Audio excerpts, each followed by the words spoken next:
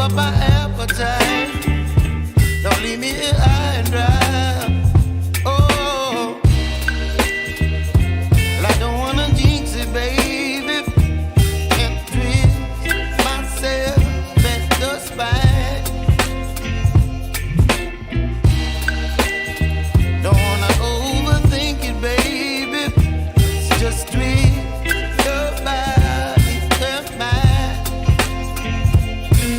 Baby, you give me ice and fire. You're giving me wind and rain.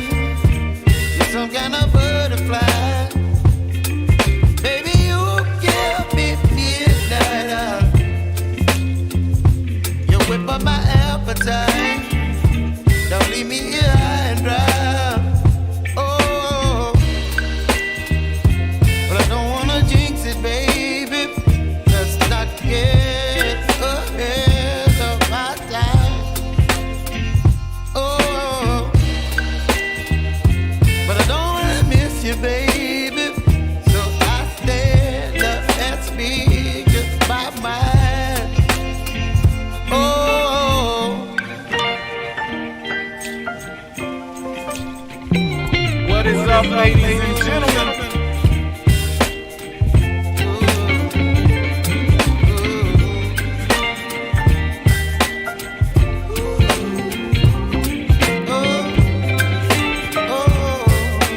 We in the building. baby, you give me ice and fire. Let me know how I'm sounding. Am I coming through good, yo? You're some Hopefully I kind of am. butterfly.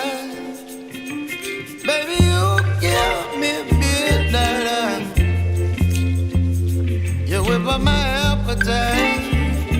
Don't leave me here high and dry. Baby, you give me ice and fire. You're channeling wind and rain.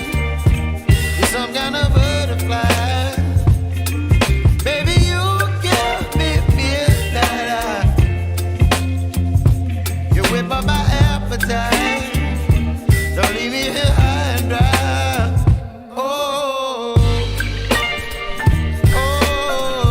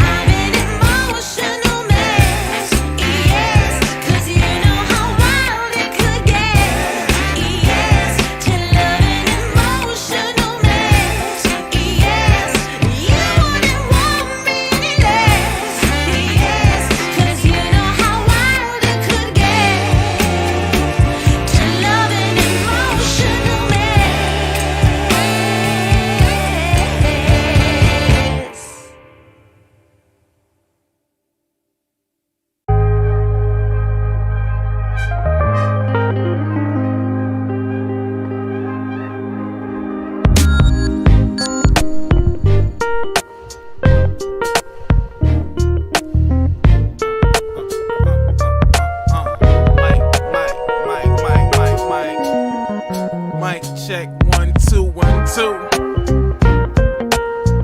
Yeah, yeah, yeah. Hey, hey.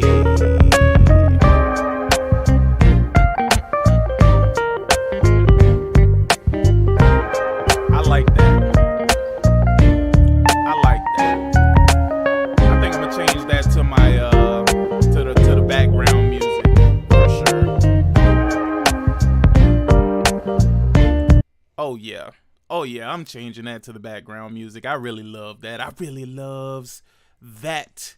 What is up, ladies and gentlemen? What is up, ladies and gentlemen, boys and girls? I want to welcome you to the Politically Incorrect Show. Yes, this is the Politically Incorrect Show, and I've been waiting patiently to do something with this goddamn channel. I'm not gonna lie to you, man. It's been a while, man. It's been a while. No gaming talk here. No gaming talk here. It has been a while though.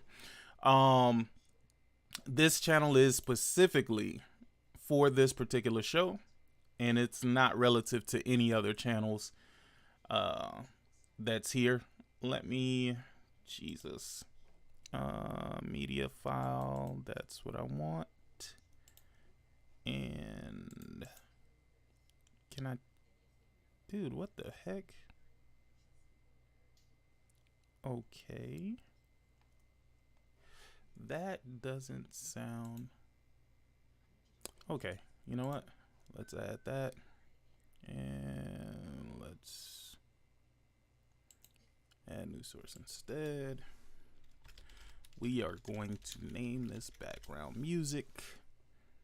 I want to do this live, and the reason why is because I want y'all to be able to tell me if it sounds like way too loud, so we can get this shit fixed.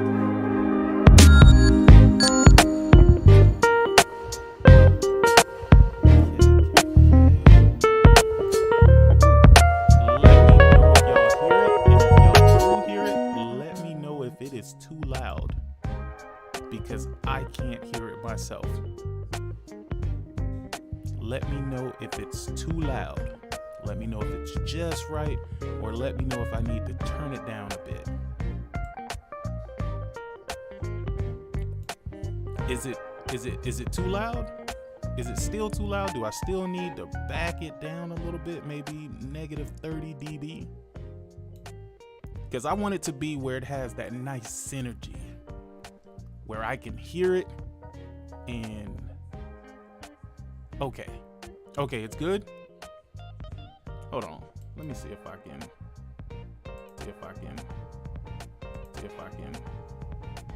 okay, so I hear it. It's still a tad bit too loud. Let me turn it down just slightly. Let's see. Okay, let's see. I like that. That's nice and smooth, and I think it'll go well with the audio. Let me know if I'm coming through good, if I'm too loud, if I need to, tone it down a bit. Let me know if we sounding alright. Let me know if we sounding alright.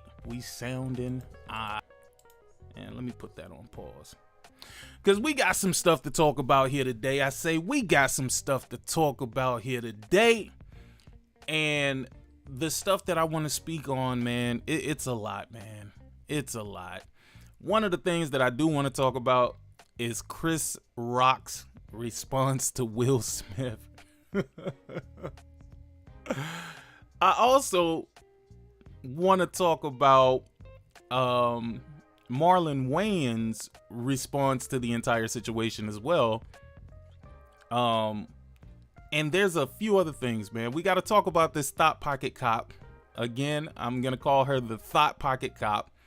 The cop that was out here fucking everything at the station and then want to claim that she was raped. Like, come on, dog. Hey, but we gonna get to that. I just kind of want to give y'all a rundown of what's been on my mind, man. And it's pretty crazy. It's pretty goddamn crazy. And then another thing I want to talk about, which I'm gonna play the video for this, but shout out to Hood Hypocrite, man. Dude said he has 7 baby mamas with 7 different kids, and he don't claim none of them motherfuckers. Hey, I know this shit sound crazy, right? I know it sounds crazy, but I'm gonna keep it a buck with you. I'm gonna keep it a buck with you, man. The reason why it's so funny is because to a certain degree, I agree with him. To a certain degree, I agree with him. Don't get me wrong. He is a scumbag, but he acknowledges that he is a scumbag. Y'all ain't gonna believe when y'all hear this shit if y'all ain't already heard it or if y'all ain't already seen it. But I just think that it's absolutely hilarious. Another thing that I want to touch on is that's definitely where that meme came from. Dude, she was out here fucking everything, dog. When I say everything. Dude, they was running sessions on this lady, and all of a sudden she want to say that she's a victim and she was groomed, and boy, I'm a get in her ass, dog. I'm gonna keep it a buck. I'm gonna get in her ass, bro, because that's the one thing that I hate about society now is that women don't take accountability for shit, bro. Everything is somebody else's fault, but we'll get to that. There is a story that I want to talk about too. There were 4 African Americans, 4 black people that were kidnapped in Mexico, and only 2 made it out. Sad story, but you know, I definitely want to touch on that because it's kind of crazy. I'm one of those people that believe that you should always go with your gut feelings, and I always ride with my gut feeling because usually your gut is not lying to you. And I always heed the warnings of the gut. But yeah, man, it is going crazy. So, and another thing that I want to talk about, again, I'm trying not to make this show too long because I want to save some shit for the other shows that I'm going to do, because I'm going to put a hyper focus on this channel because I really want to grow this channel now.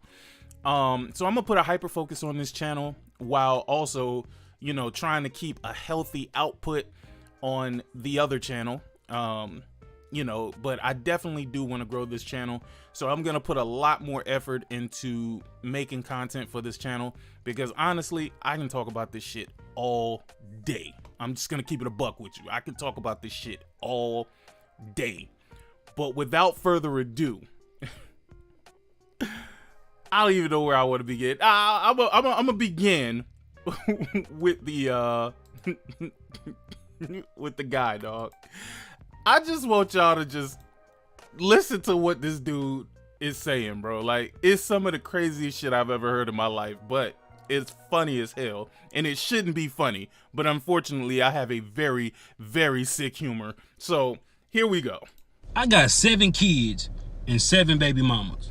Now, for the past few days, I've been going live telling my story, speaking my truth. And a lot of women having an issue calling me a deadbeat because I tell them I was being irresponsible, yet not wearing protection. But I always tell these women that I got pregnant that I do not want to be a father to these children. And I offer to pay for the abortion. Majority of times, they'll either take... Now, let me ask you a question. How could you be mad at this guy? No, seriously. I understand it. We all want to be these bleeding hearts and we're all these sophisticated, superior people, right? But the man is literally saying, I told these women that I did not want to have any kids with them. I offered to get them a plan B or an abortion, right? And now I don't want to say too much because it's going to add some context to why I feel the way I feel once you hear more of what he has to say, right? So listen. Take the abortion or they'll take a plan B. But only these 7 have kept these children. But the crazy thing about it is they want me to be responsible for some children I told them I did not want. Now, no matter if he wants to be responsible for the children or not, dog, unfortunately, life doesn't work this way, right? So you could say, hey, I don't want to be responsible for this, that, and the third. But if it turns out that it's yours, if they somehow find a way to get your DNA and test these kids and find out that these kids are really yours, dog, that's your responsibility, right? Now, here's the thing, though. Here's the thing. While he is responsible, I now have to turn to the woman and ask the woman like a serious question. You really raw dogged this nigga. That's the first one, right? So you were being irresponsible, right? You allowed this person who basically is claiming that he told you he didn't want no kids, even if it was after the fact. Even if it was after the fact or before the fact, you laid down and had unprotected sex with this man. Why are we not putting a magnifying glass on the woman who allowed this to go down? Can somebody please explain that to me? See, my thing is, I just have a real problem with women not being held accountable for any of their actions. It's always, oh, it was the man's fault. Oh, you should have known better. You don't want men to make choices for your body, right? Like, and we understand that. But all of a sudden, all the fault is on the man? I thought you said that men can't make choices or shouldn't make choices for women. So why didn't you choose to make this man put on a condom? Or why didn't you choose to use the contraception of your choice? Right? Why didn't you do that? I mean, you're going to cry about this man. You're going to say this man should take care of his kids. You're going to say this man should be responsible. You're going to say this man should be a man. But at the end of the day, at what point do you be a woman? At what point do you take responsibility for your own body and your own actions? At what point do you prove that you are this independent entity? And no, this is not no red pill, blue pill shit. These are just my thoughts. My thoughts may align with whatever those guys be doing, but I assure you, I am not a part of that clan. All I'm saying is everybody needs to take responsibility. But let's continue. So for some years now, some of them been trying to get in contact with me. Access denied. Because I don't really know why you trying to...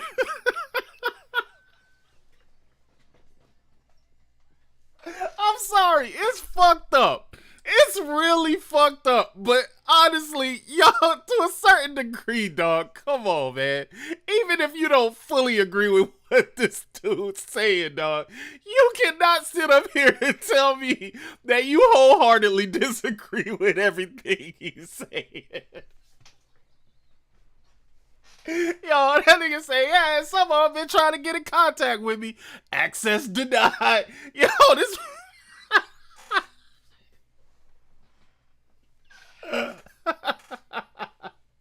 get in contact with me. I done told you I did not want them kids. So don't expect me to be responsible financially, emotional, spiritually, mentally, or physically with some... So another real question is, I know you're saying that the guy impregnated the woman, right? I get that. I understand that. I know that's what you're saying, right? But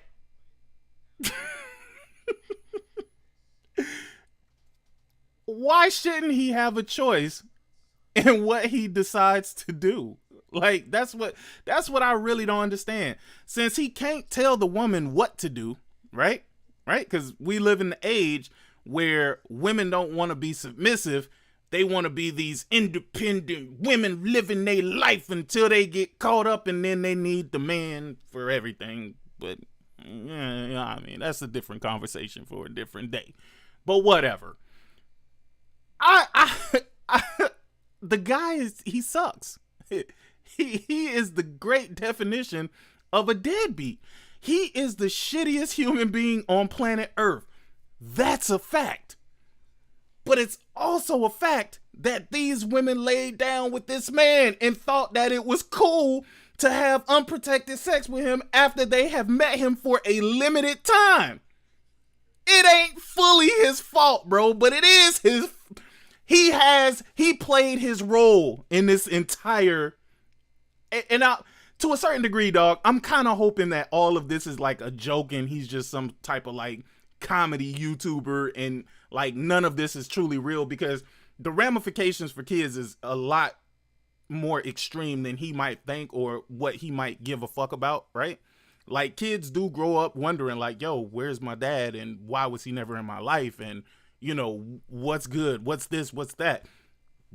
Children really do have those conversations. I know, trust me, I went through it myself. But I can't fully fault the man, especially if he told you he didn't want to be a part of this kid's life. As a woman, that means that you should probably make better choices with who you decide to give your body to, because he expressed he only did what they asked him to do. Kids I do not want. And I don't give a fuck what nobody think about it. You're not going to force children up on me. Yeah, we both made the decision to lay down and have intercourse. We both was irresponsible about the decisions we made that night. Yeah, I could have pulled out, but I didn't.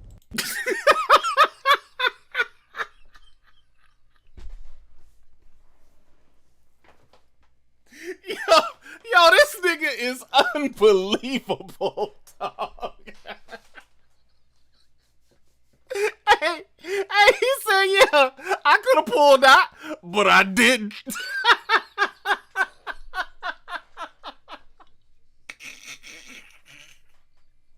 Hey, I think what really made this shit so funny is the fact that he got a serious ass face while he said all of this, like, really crazy shit, dog. Hey, yeah, I could have pulled out, but I didn't. I'm sorry. This shit is hilarious.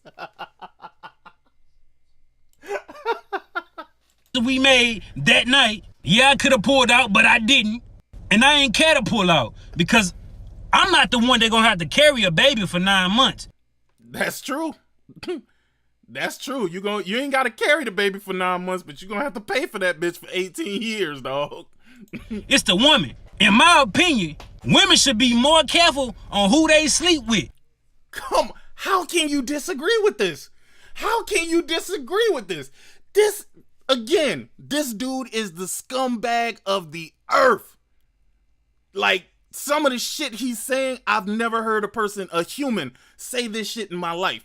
But honestly, even with the bad, he's saying some shit that people should really heed. Like, some women should have really took heed to some of the shit that he's saying, because it is hilarious. It is absolutely hilarious.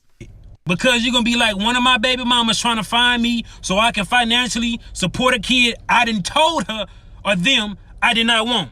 Another thing is, these just jump offs. These the type of women that I ain't even had to do nothing for. The bare minimum, but they gave me access to their body, and they think I want to be a father to a child for one of them?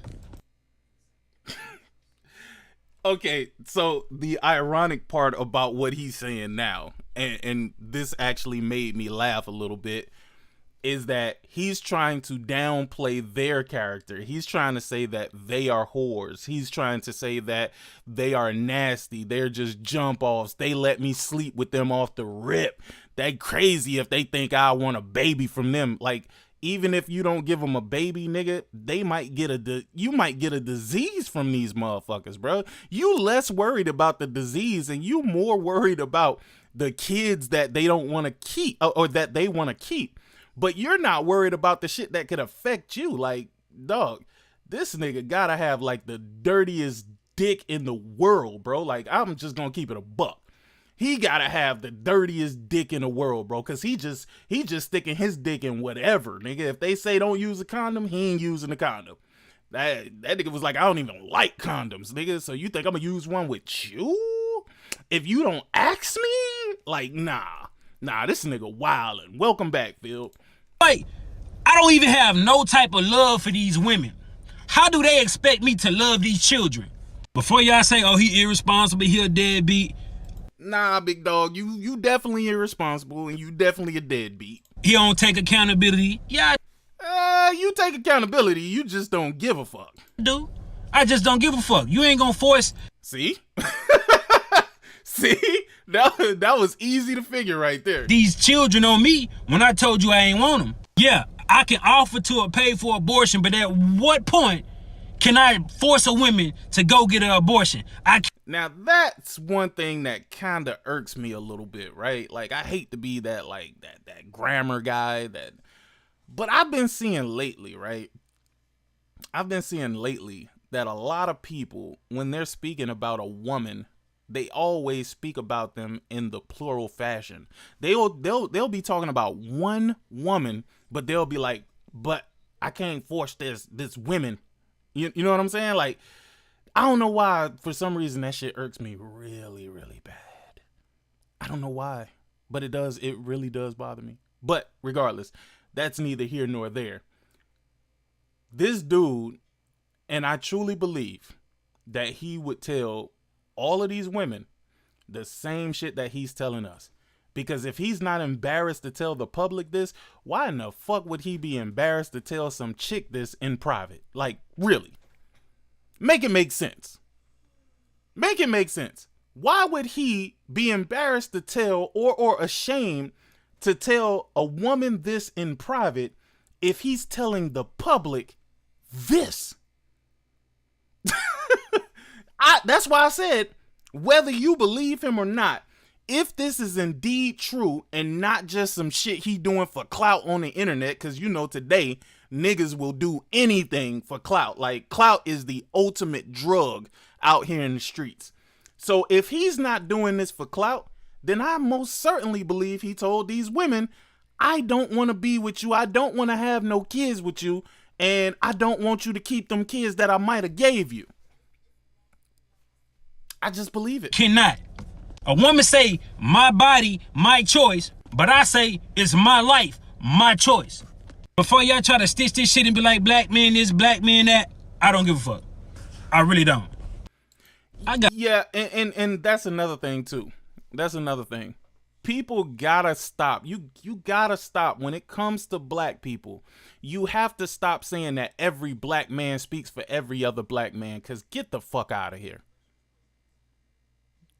This nigga don't represent me. This dude don't represent me. Do this dude represent any of y'all? Because he damn sure don't represent me. So stop putting it out there like, oh, he making all black men look bad. Get the fuck out of here. Because you don't say that about other races, even though other races do crazy shit, similar shit, even worse shit. That was the first.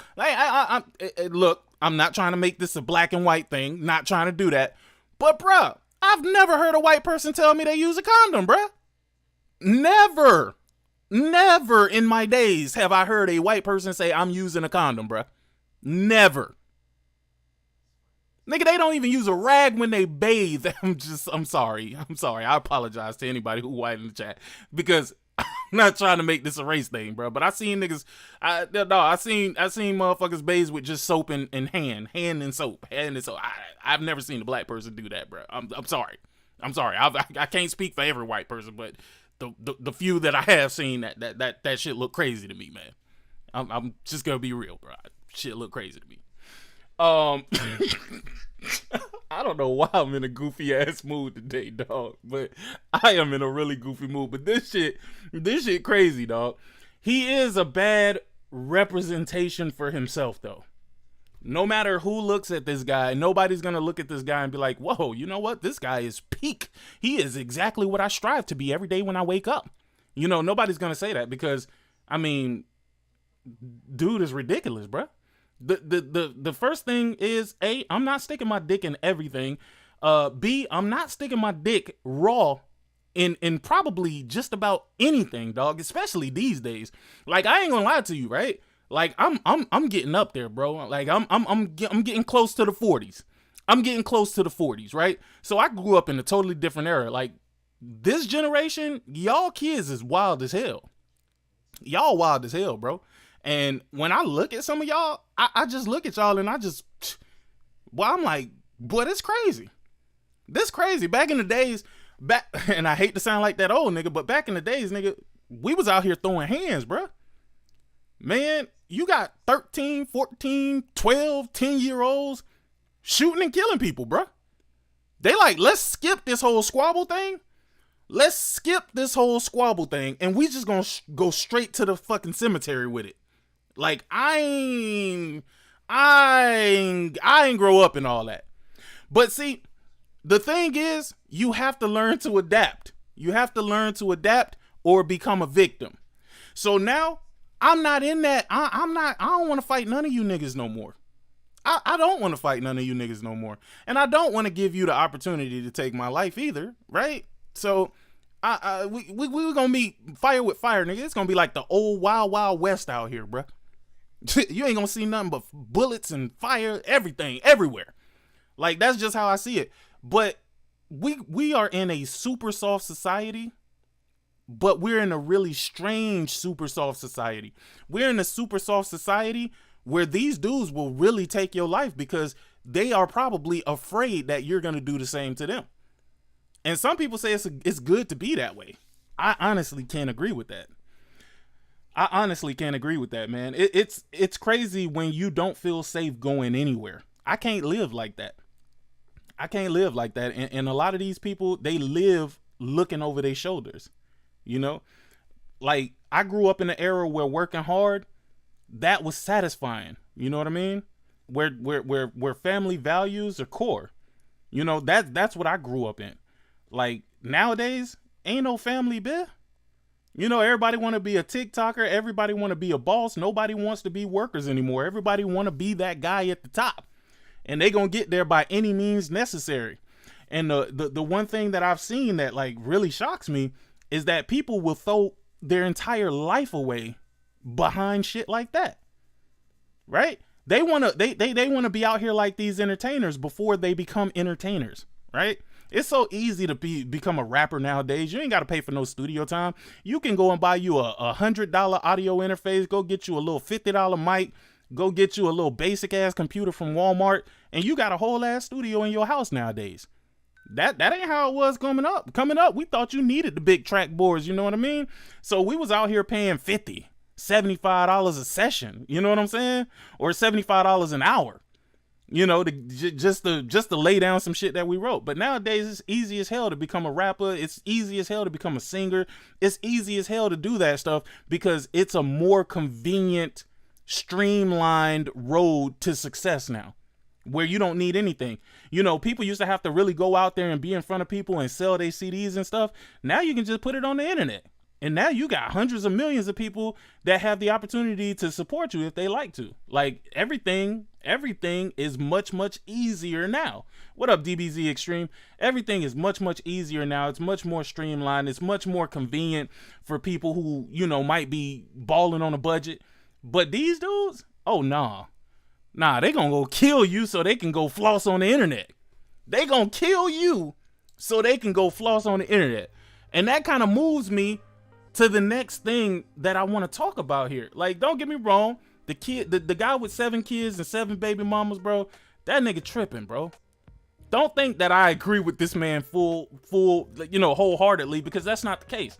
I don't agree with him wholeheartedly. I do agree with some of the things that he said, because the one thing that we're missing nowadays is women taking accountability for their actions. Everything seems to be somebody else's problem except for theirs.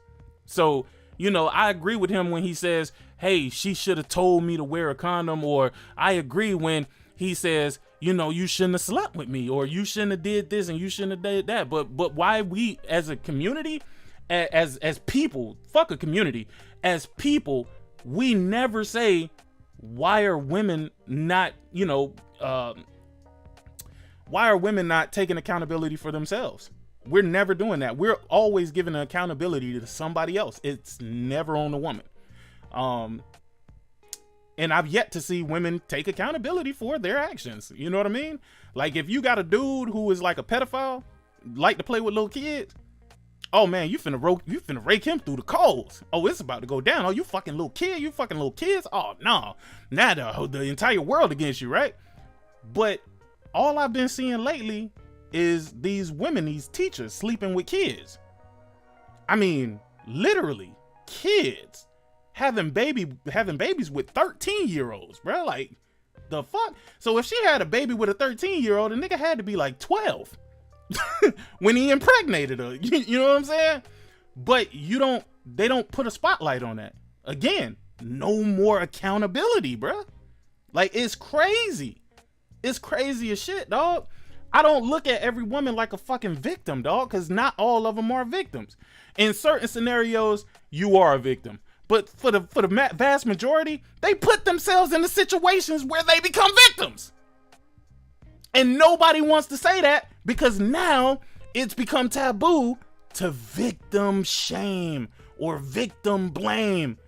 Bruh, let me give you an example. And y'all can tell me if y'all agree or disagree, right? If I walk out the door right now, right? And I walk out the door with pounds and pounds of jewelry on, got fucking rings, you know what I'm saying? I'm driving a super nice ass car on some nice ass rims, bruh. And then I choose to just drive around the hood. If I get robbed, do I just play victim? Don't get me wrong, I baited the niggas. I went around niggas that have nothing. They don't have a pot to piss in or a window to throw it out. I went around them like, yo, nigga, I'm shining. You broke as shit, nigga. You broke as shit. I went around there and I put off that image. And then somebody was like, okay, you got it? Nigga, I want to take it. Do I not take accountability for me going in those types of areas? If I go into a drug infested area and then I get pulled over by a cop and the cop wants to search my vehicle because they believe that I just bought some drugs, do I not have to take accountability for being in that area? Because why am I in that area? Maybe I do know somebody in that area, right? But I also know it's a high crime area. So I know if I go to this area, there's a high possibility that I'm going to be pulled over. And I might not have done anything, but I definitely put myself in that situation, being in that particular area, because I know what goes on in that area. If I can take accountability for that, then motherfuckers should be able to take accountability for putting themselves in compromising positions, bro. If you a woman, do not go to a club and fill yourself with liquor to the point where you can't even think straight, where you can't walk straight, where you don't even know what the fuck happened last night. You should probably not do that. Now, don't get me wrong. I'm not saying that niggas should take advantage of that, right? Or women should take advantage of that. I'm just saying you should probably know well enough to not go somewhere and put yourself in a compromising position. That's all I'm saying. And the thing is that nobody wants to take accountability these days. Nobody wants to take accountabilities. You have to understand that there are dudes out here that are horny as shit and don't give a fuck about consent. I'm sorry. You just have to be aware of that. Because if you're not aware of that, you're going to be surprised when some shit happens. You have to be aware of that. You should probably carry yourself like somebody who believes that they are worth something. You should. Unfortunately, not a lot of people do that. You got motherfuckers who go out half naked. Most of them do be naked. You know what I'm saying? And like, when shit happens to them, they never think to themselves, damn, did I put myself in a compromising position? Was I at fault at all in this scenario?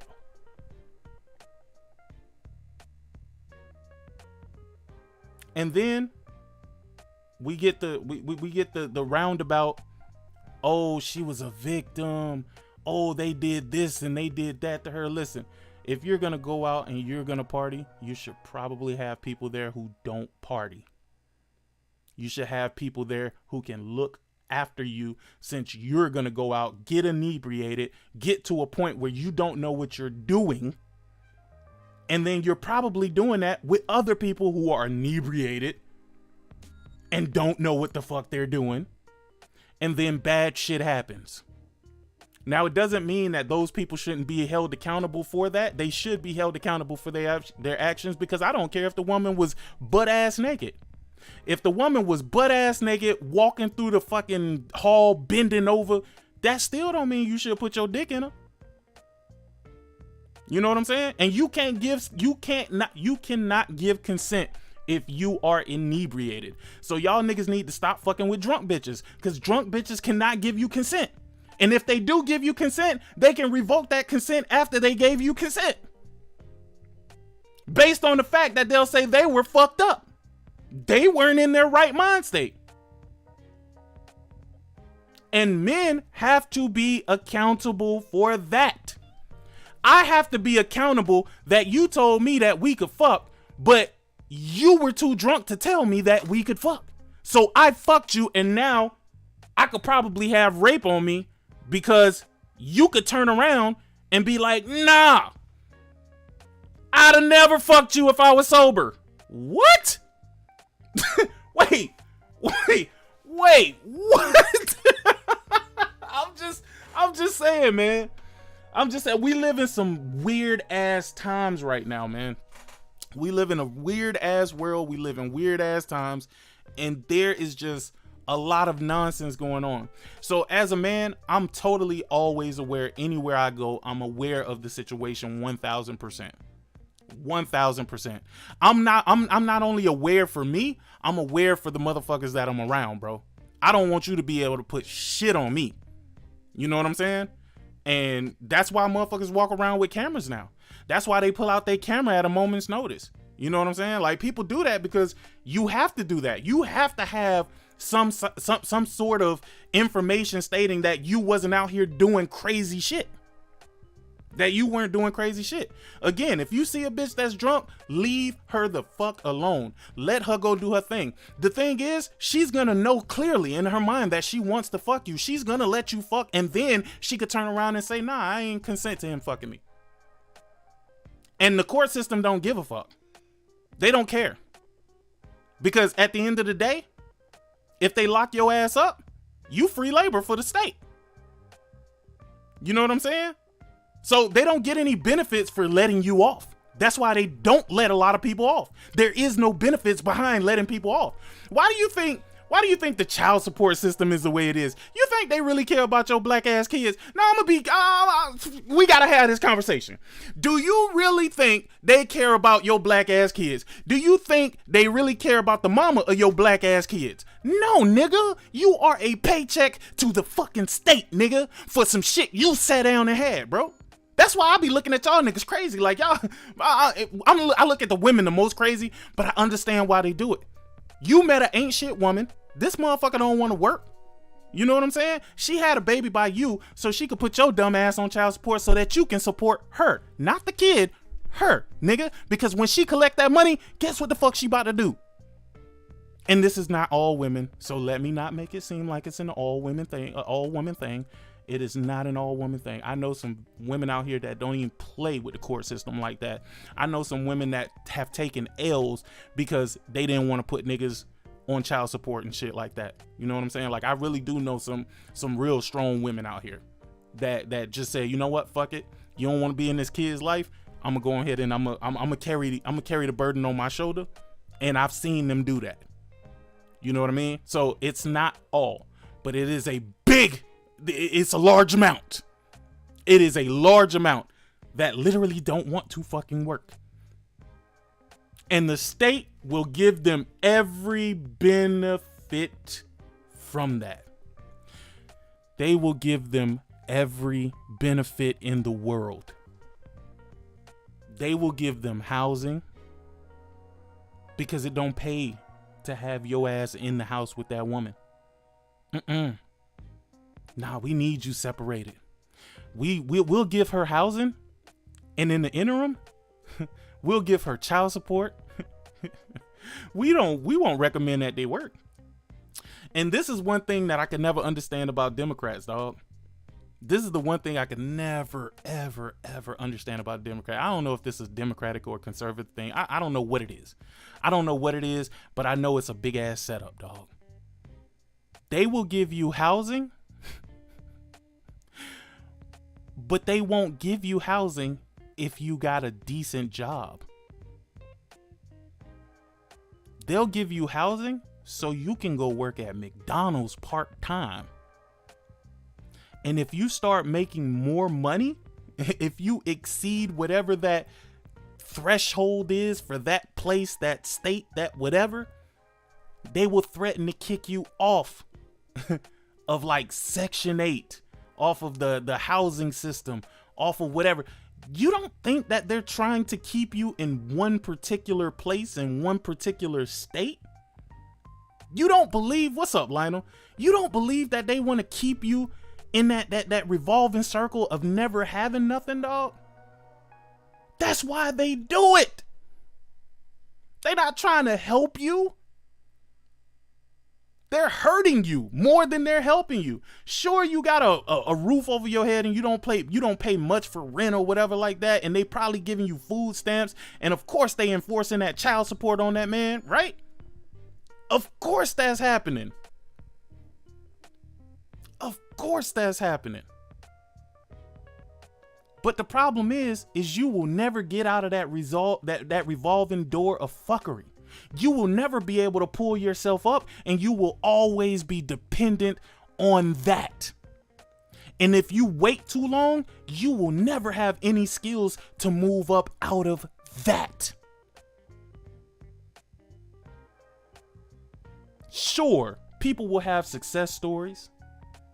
Sure, people will have stories saying that, you know, because of this housing, you know, I was able to do this, that, and the third, and blah, blah, blah. But there are more stories of motherfuckers never getting out of the cycle than people who actually break the cycle. I mean, to me, honestly, I find it kind of fucked up that a person that's working their ass off, right? I'm talking about they getting up every day. They going to a job that they hate. They doing work that they hate.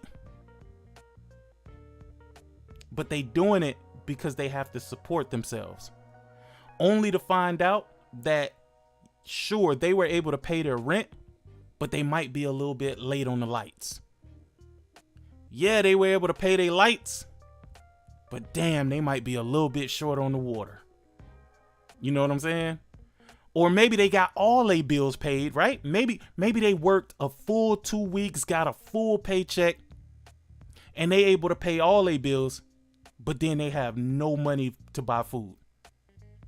They have no money to buy food. But then you got a motherfucker who's sitting on their ass, not doing nothing, not contributing to society at all. They got a fridge full of food. Nigga, they living in a house better than the motherfucker who working. They living in a better house than them. And they paying $100 a month. $50 a month. Why the person who actually getting up and being a productive person in society, they can't get no help. And somehow y'all think that makes sense? No, seriously. Somehow y'all think that makes sense? You award people for not doing shit. You penalize people for getting up every day to work hard. What the fuck type of society do we live in? And I had to step back and take a look at that. I had to step back and look at that. And it never made any sense to me, dog.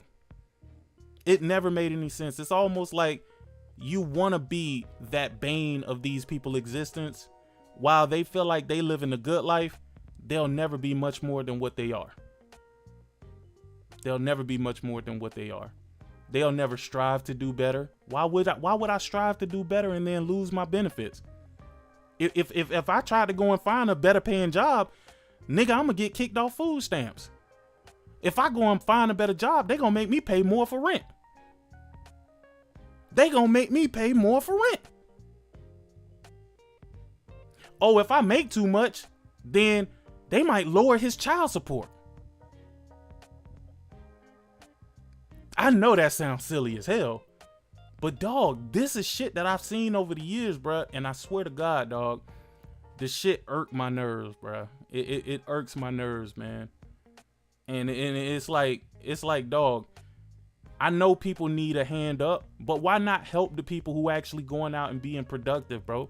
I think those services like fucking food stamps and shit like that, I think you should award that shit to the people who actually contributing and putting back into the pot, not the people who sitting on their ass and not doing nothing. And I'm not talking about any specific race of people, because there's all types of people on fucking government assistance and fucking food stamps, housing, blah, blah, blah, blah, blah. You know what I mean? But I'm just saying in general, man. In general. I'm not trying to shame people who just need that help up, because there are people who just need that help up, right? I'm talking about the people who make a living out of doing nothing, who refuse to do better because they don't want to get kicked off of these programs, bro. That's the only thing that I'm talking about, man. That's it. And I've seen so many people that never, ever deserved to be in these programs, bro. Like I said, I grew up in the hood, dog. A lot of people that was around me was on this shit, bro. Luckily, you know what I'm saying? My aunt and my uncle, I lived with them for the better part of my life, bro. And I think only when we moved in with them did they start getting food stamps. And that was only because that was ordered because of my dad was paying child support. Yep. That's the problem in the UK. Unless you earning 25,000 euros. Is that euros? British pound? What is that? What is that? I don't want to get it wrong. But no point working, benefits pay for everything. Yeah, that's why they continue to squeeze the middle class. Bro, to be honest with you, man, I don't even know if a middle class exists at this point. Ah, it's pounds, gotcha. I don't even know if a middle class exists anymore, bro. To me, you're either poor or you fucking rich, bro. I mean, at this point in time, dog, like if you see what it costs for some people to live in some of these places, bro, it's ridiculous. It's ridiculous. Even if you was a middle class person making like 100, 200,000, bro, I still believe that motherfuckers would still be living paycheck to paycheck unless they downsize their entire fucking life, bro. Like, it's getting so crazy. Like, I never paid attention to food, right? Like food or the cost of food, because I'm built like a little bit different, right? So let me tell you how my life is, bro. I'm gonna tell you how my life is. And this is a sneak peek that I don't really give this information to anybody, but I have credit cards for probably everything, dog.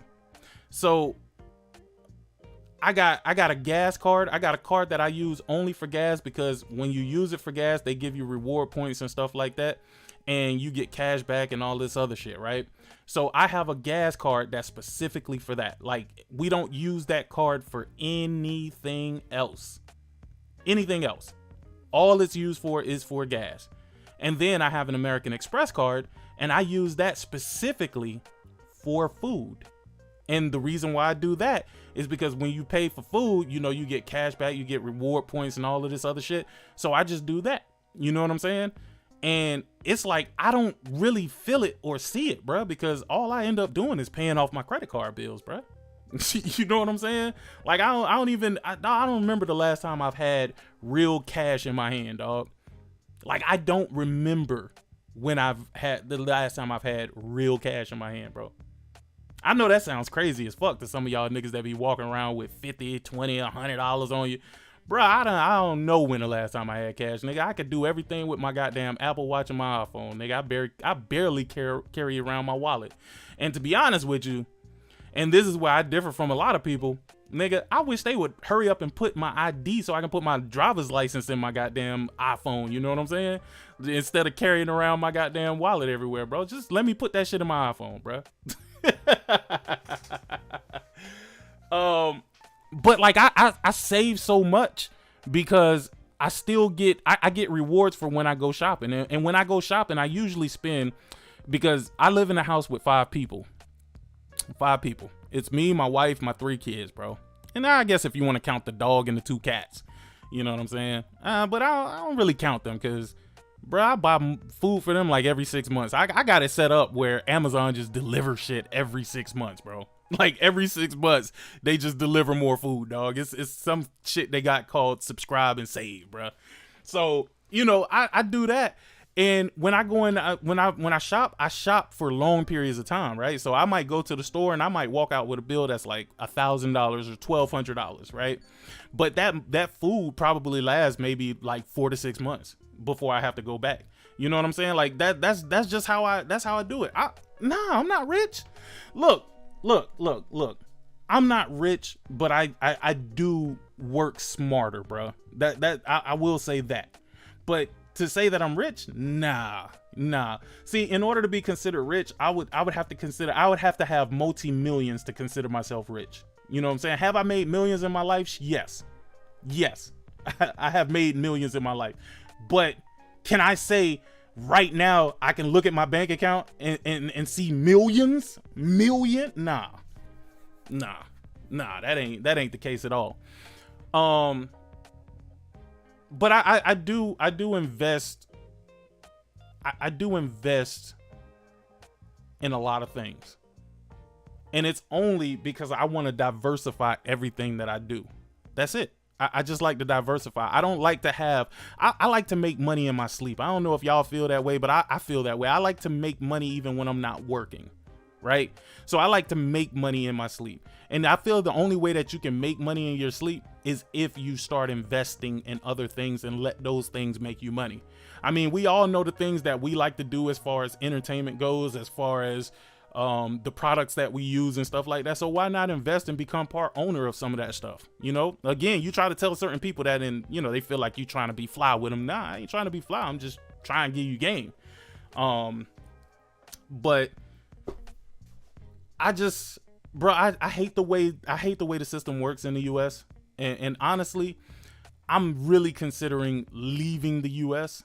I just don't know where I would go if I leave. You know what I'm saying? There's a lot of people who's like, yo, go to Africa. I'm like, nah, dog.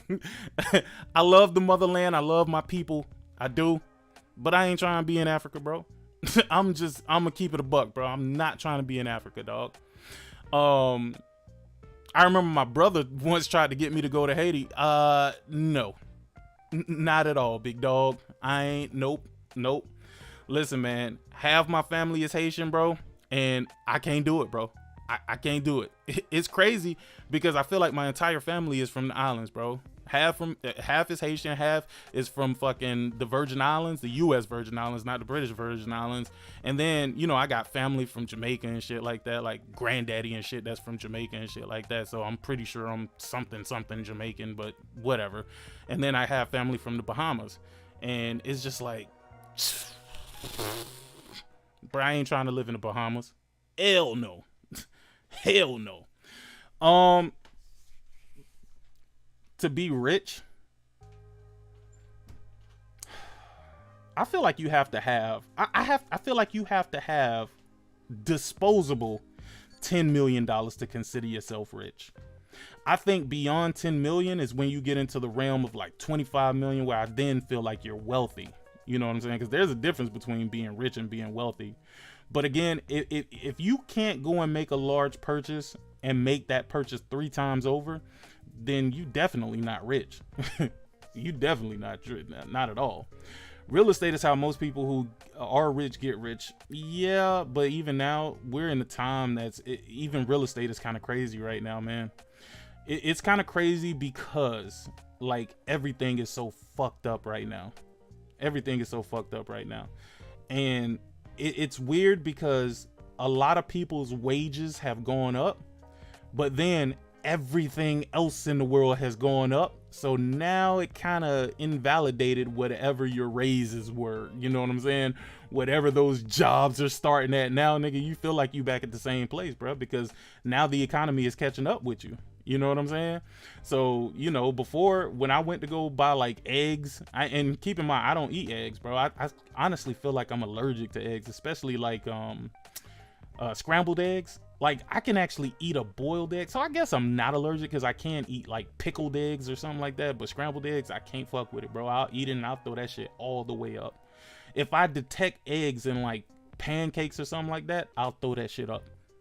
Like I will literally throw it up. I don't know what it is, bro. I cannot eat it. I don't know if it's the texture. I don't know if it's the aftertaste. I don't know what it is. But man, that shit get to me real hard, bro. It get to me hard. I can't drink whole milk no more either.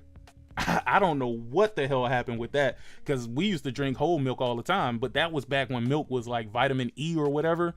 Now I think that shit is like vitamin D, if I'm not mistaken. I don't know why the vitamin changed, but now I can only drink like 2%, 1% milk. Like, I can't drink anything else. If so, that shit will fuck my stomach all the way up. I don't know why. But man, that's just me going off on a rant, on a tangent. I ain't even really want to talk about that, but it's just something that always disgusted me with how the system works, man. And again, the guy with 7 kids and 7 baby mamas, bruh, I guess we can run this shit back one more time. Let's run it back one more time, bruh. But I honestly can't say I disagree with the dude, man. Got 7 kids and 7 baby mamas. Now, for the past few days, I've been going live telling my story, speaking my truth. And a lot of women having an issue calling me a deadbeat because I tell them I was being irresponsible, yeah, not wearing protection. But I always tell these women that I got pregnant that I do not want to be a father to these children. And I offer to pay for the abortion. Majority of times, they'll either take the abortion. I might be allergic, bruh. I might be.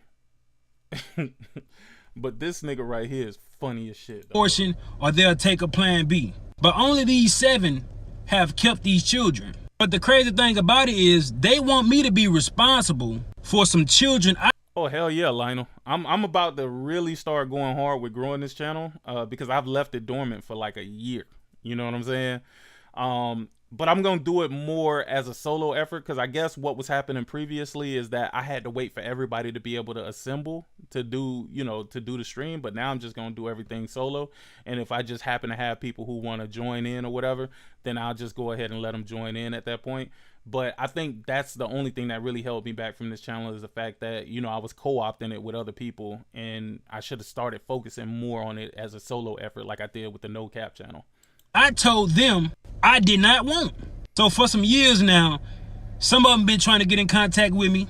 Access denied. Because I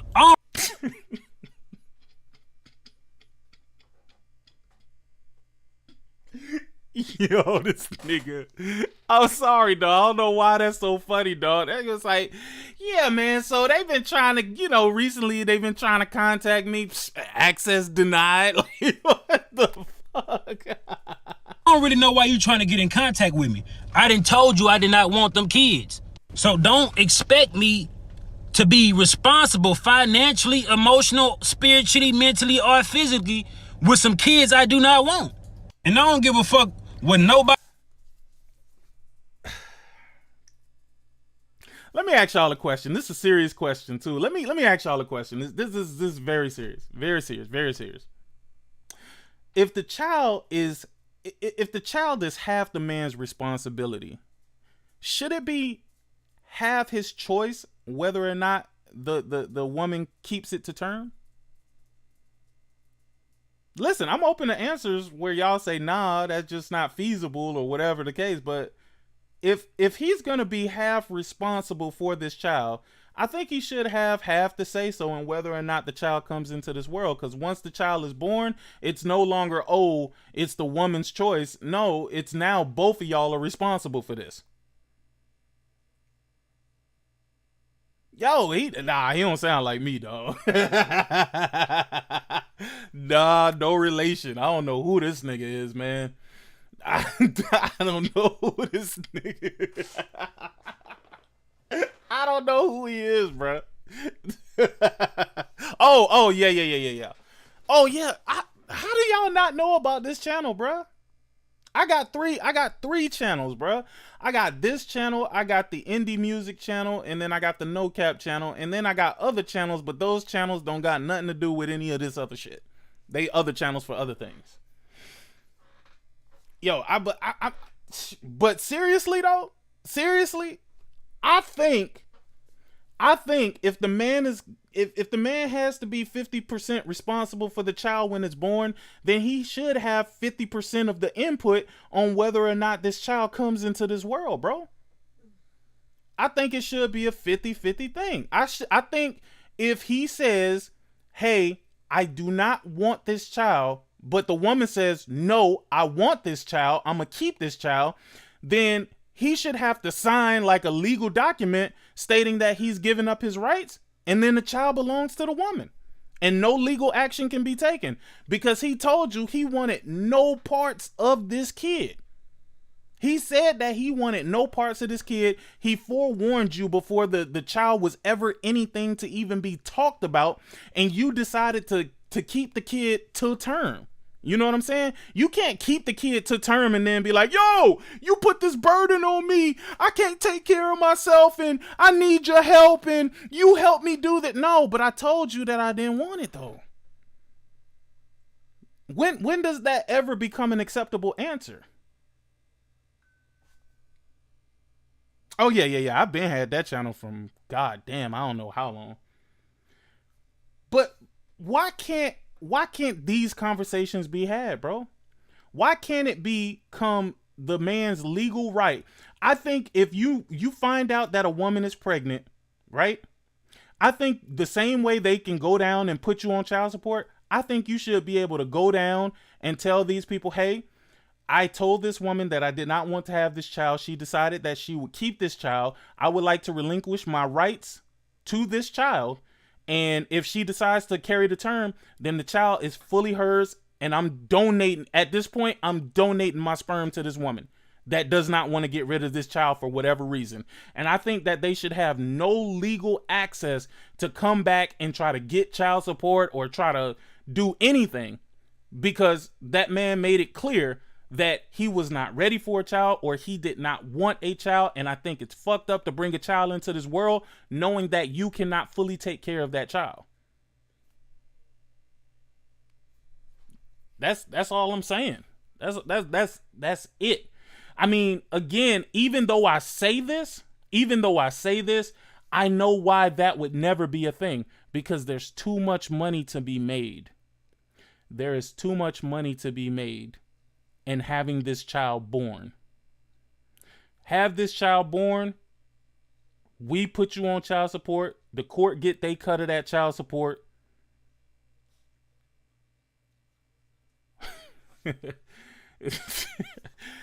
Sick, I also think child support should only be for people who are married or divorced. Nah, I mean, I wouldn't agree with that. I wouldn't agree with that. The only reason why I agree with that, why I don't agree with that, is because there's too many motherfuckers fucking out here that ain't getting married, bruh. It's too many motherfuckers out here fucking that ain't getting married. You know, somebody said something to me a long time ago, and I never took them serious when they said this, right? They said that the population is dwindling. Right? They said that the population worldwide is dwindling. I don't know if this was specifically for like white people or specifically for like, you know, different races of people. But they said the reason why a lot of this shit is happening and the reason why a lot of these rules are being put in place, like people not being able to have abortions and shit like that, right? They said that that's because they need women to have kids. They said they need women to have kids. Oh, yeah. Oh, no, I definitely understand that. I know why they incentivize it, right? But there's another reason outside of like child support why they're becoming more harsher and why they're trying to get like contraception banned in places, because they want women to have more kids. It's crazy because I heard somebody say that they're building a town for people who want to just have kids, and I think they get to have the house or the property and they don't pay no taxes on it or nothing like that. I think everything is like a tax write-off or something like that. Like, they are really scrambling to try and get people to fucking populate this world, man.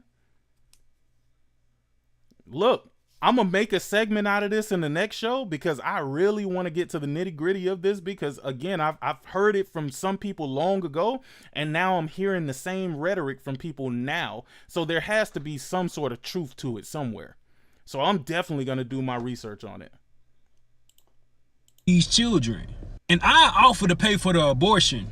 Majority of times they'll either take the abortion or they'll take a plan B. But only these 7 have kept these children. But the crazy thing about it is they want me to be responsible for some children I told them I did not want.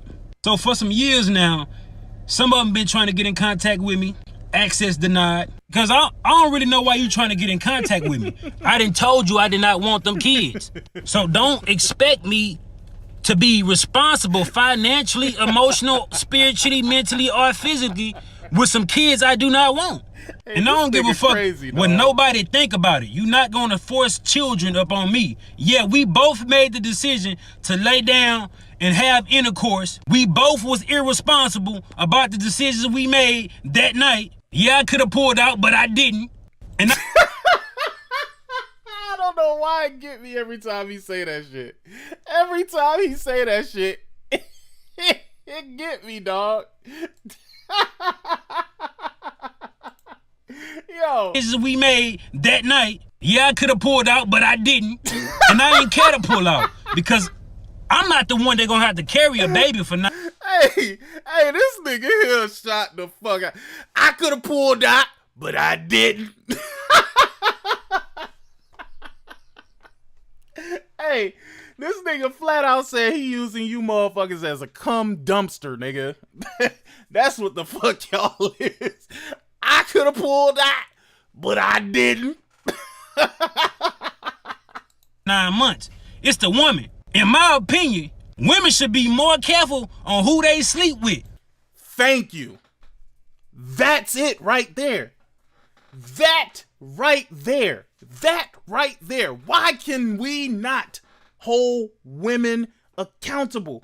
Why are you not being held accountable for the men you choose to sleep with? You chose to get a booty up after a day. You chose to lay with this man that you don't know from Eve, Adam, whatever. And you allowed this man to go in you raw where you knew the potential consequence of this is that you would possibly have a kid. Why are we not saying, hey, yo, hey, women, watch out who the fuck you sleep with? Why weren't you more aware of who you slept with? So the man has to be responsible for fucking you? Really? He's responsible for meeting you? He's responsible for the child inside of you? What the fuck are you responsible for? As a woman, what the fuck are you responsible for? Why are you always a goddamn victim when you're a willing participant?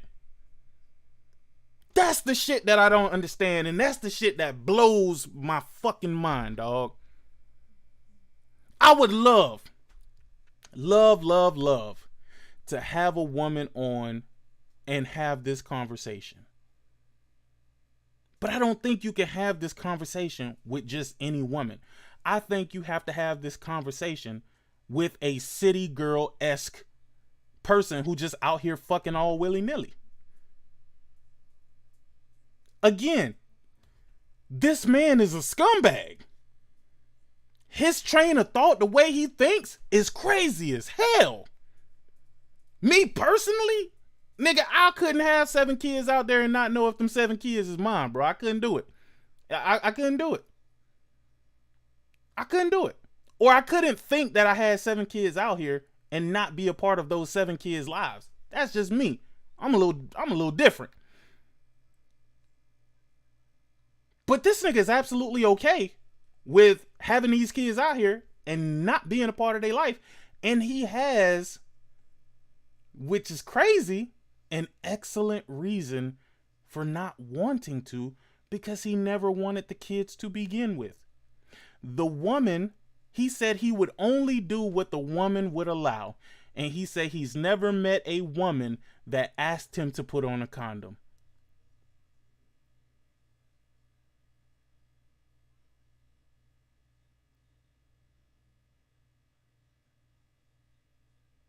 And it's funny because I saw him on somebody else's podcast and he asked this girl who was trying to question him and say, oh, you're a bum, you're da-da-da, you're this, you're that.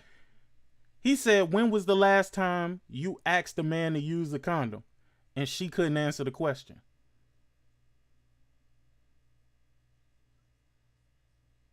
And she couldn't answer the question. I thought that shit blew my mind, dog. Because now I wonder to myself, how many of these women out here actually saying, hey, do you have a condom? Do you have protection? And then I've heard people say, well, even if she told him to put on a condom, he could always pull the condom off while they were in the middle of intercourse. Yeah, and then she would feel a raw dick inside of her. Which feels different, I would imagine, than a condom wrapped in plastic. Nah, it wasn't Fresh and Fit. It was God, I don't know. I would say it, but I don't know. I don't remember. I think it's some dude. It's called Million something. Not $1 million worth of game. Not that. Not Gillian Wallow podcast. It's a million something. I forgot what the dude name is. But why he's saying all of this crazy shit and why he's saying shit that I don't agree with to a certain extent, he's saying a lot of stuff that I do agree with. And all he's doing is telling these women to take ownership of their part that they played in this shit. And he's saying he's going to take, he's saying he's going to accept responsibility for the mistakes that he has made. And he's saying, I'm telling you, I want to get an abortion or I want you to get a plan B. Abortion or a plan B, whatever. I'll pay for it. I will pay for the abortion or I'll pay for the plan B. And he's saying these women are saying, no, I'm keeping the child. So if you're going to do that, you're going against whatever my wishes were for this kid. I don't want no parts in it because I ain't really trying to be no daddy. I just wanted to fuck you. I just wanted to punch dick inside of you. That's it. That's all I wanted to do. What up, Jenna? A condom. What's sick? You see what they doing to Andrew Tate? They don't like when men take advantage of women, but when women do it, it's a blind eye.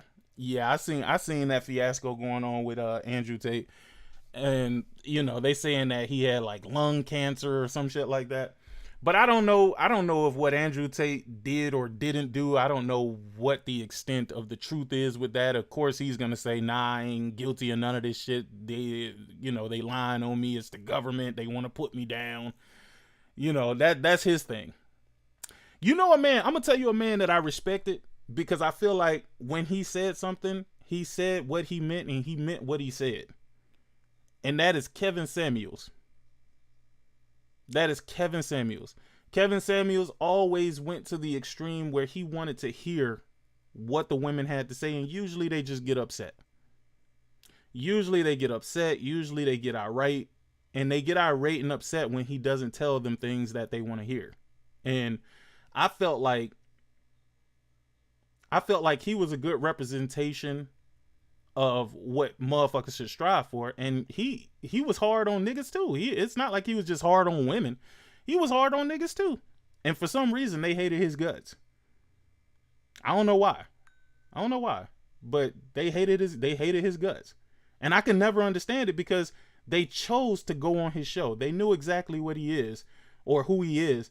They knew the line of questioning that they would get, but somehow they would go there and then they would still try and play like they were victims of his manliness, victims of his, what they call it, misogyny. You know what I mean? Like it's really weird. Really, really weird. There's many perspectives on Andrew Tate's situation. It is, but I don't really care because I don't really care for the dude, man. Like I'm not going to sit up here and play like I care. Like I'm pretty sure he reaches a lot of these dudes and it's fine if he does, but he's just never really been my cup of tea. But I don't see what the problem is that they got with him either. I mean, he's only saying what the fuck he wanted to say. He only saying what's on his fucking mind. And that's what most of these motherfuckers do anyway. You know, it's funny because I listened to this other YouTuber, bro. I don't know what her name is, but her channel is like Pink Lessons or something like that. Dog, she like the realest woman that I done heard speak on some of these situations, bro. And she always sees it from the perspective I see it from. I don't know what the fuck it is about that. I don't know if I'm like her target audience or some shit like that. But I always see things that she be talking about the way she see it. I see it from the same way from my perspective. And I'm like, yo, y'all gotta go watch that channel, dog. Pink Book Lessons. Yeah. Yeah, she's a real one for sure. Because you're gonna be like, one of my baby mamas trying to find me so I can financially support a kid I done told her or them I did not want. Another thing is, these just jump offs. These the type of women that I ain't even had to do nothing for. The bare minimum, but they gave me access to their body and they think I want to be a father to a child for one of them? Like, I don't even have no type of love for these women. How do they expect me to love these children? Before y'all say, oh, he irresponsible, he a deadbeat, he don't take accountability. Yeah, I do. I just don't give a fuck. You ain't...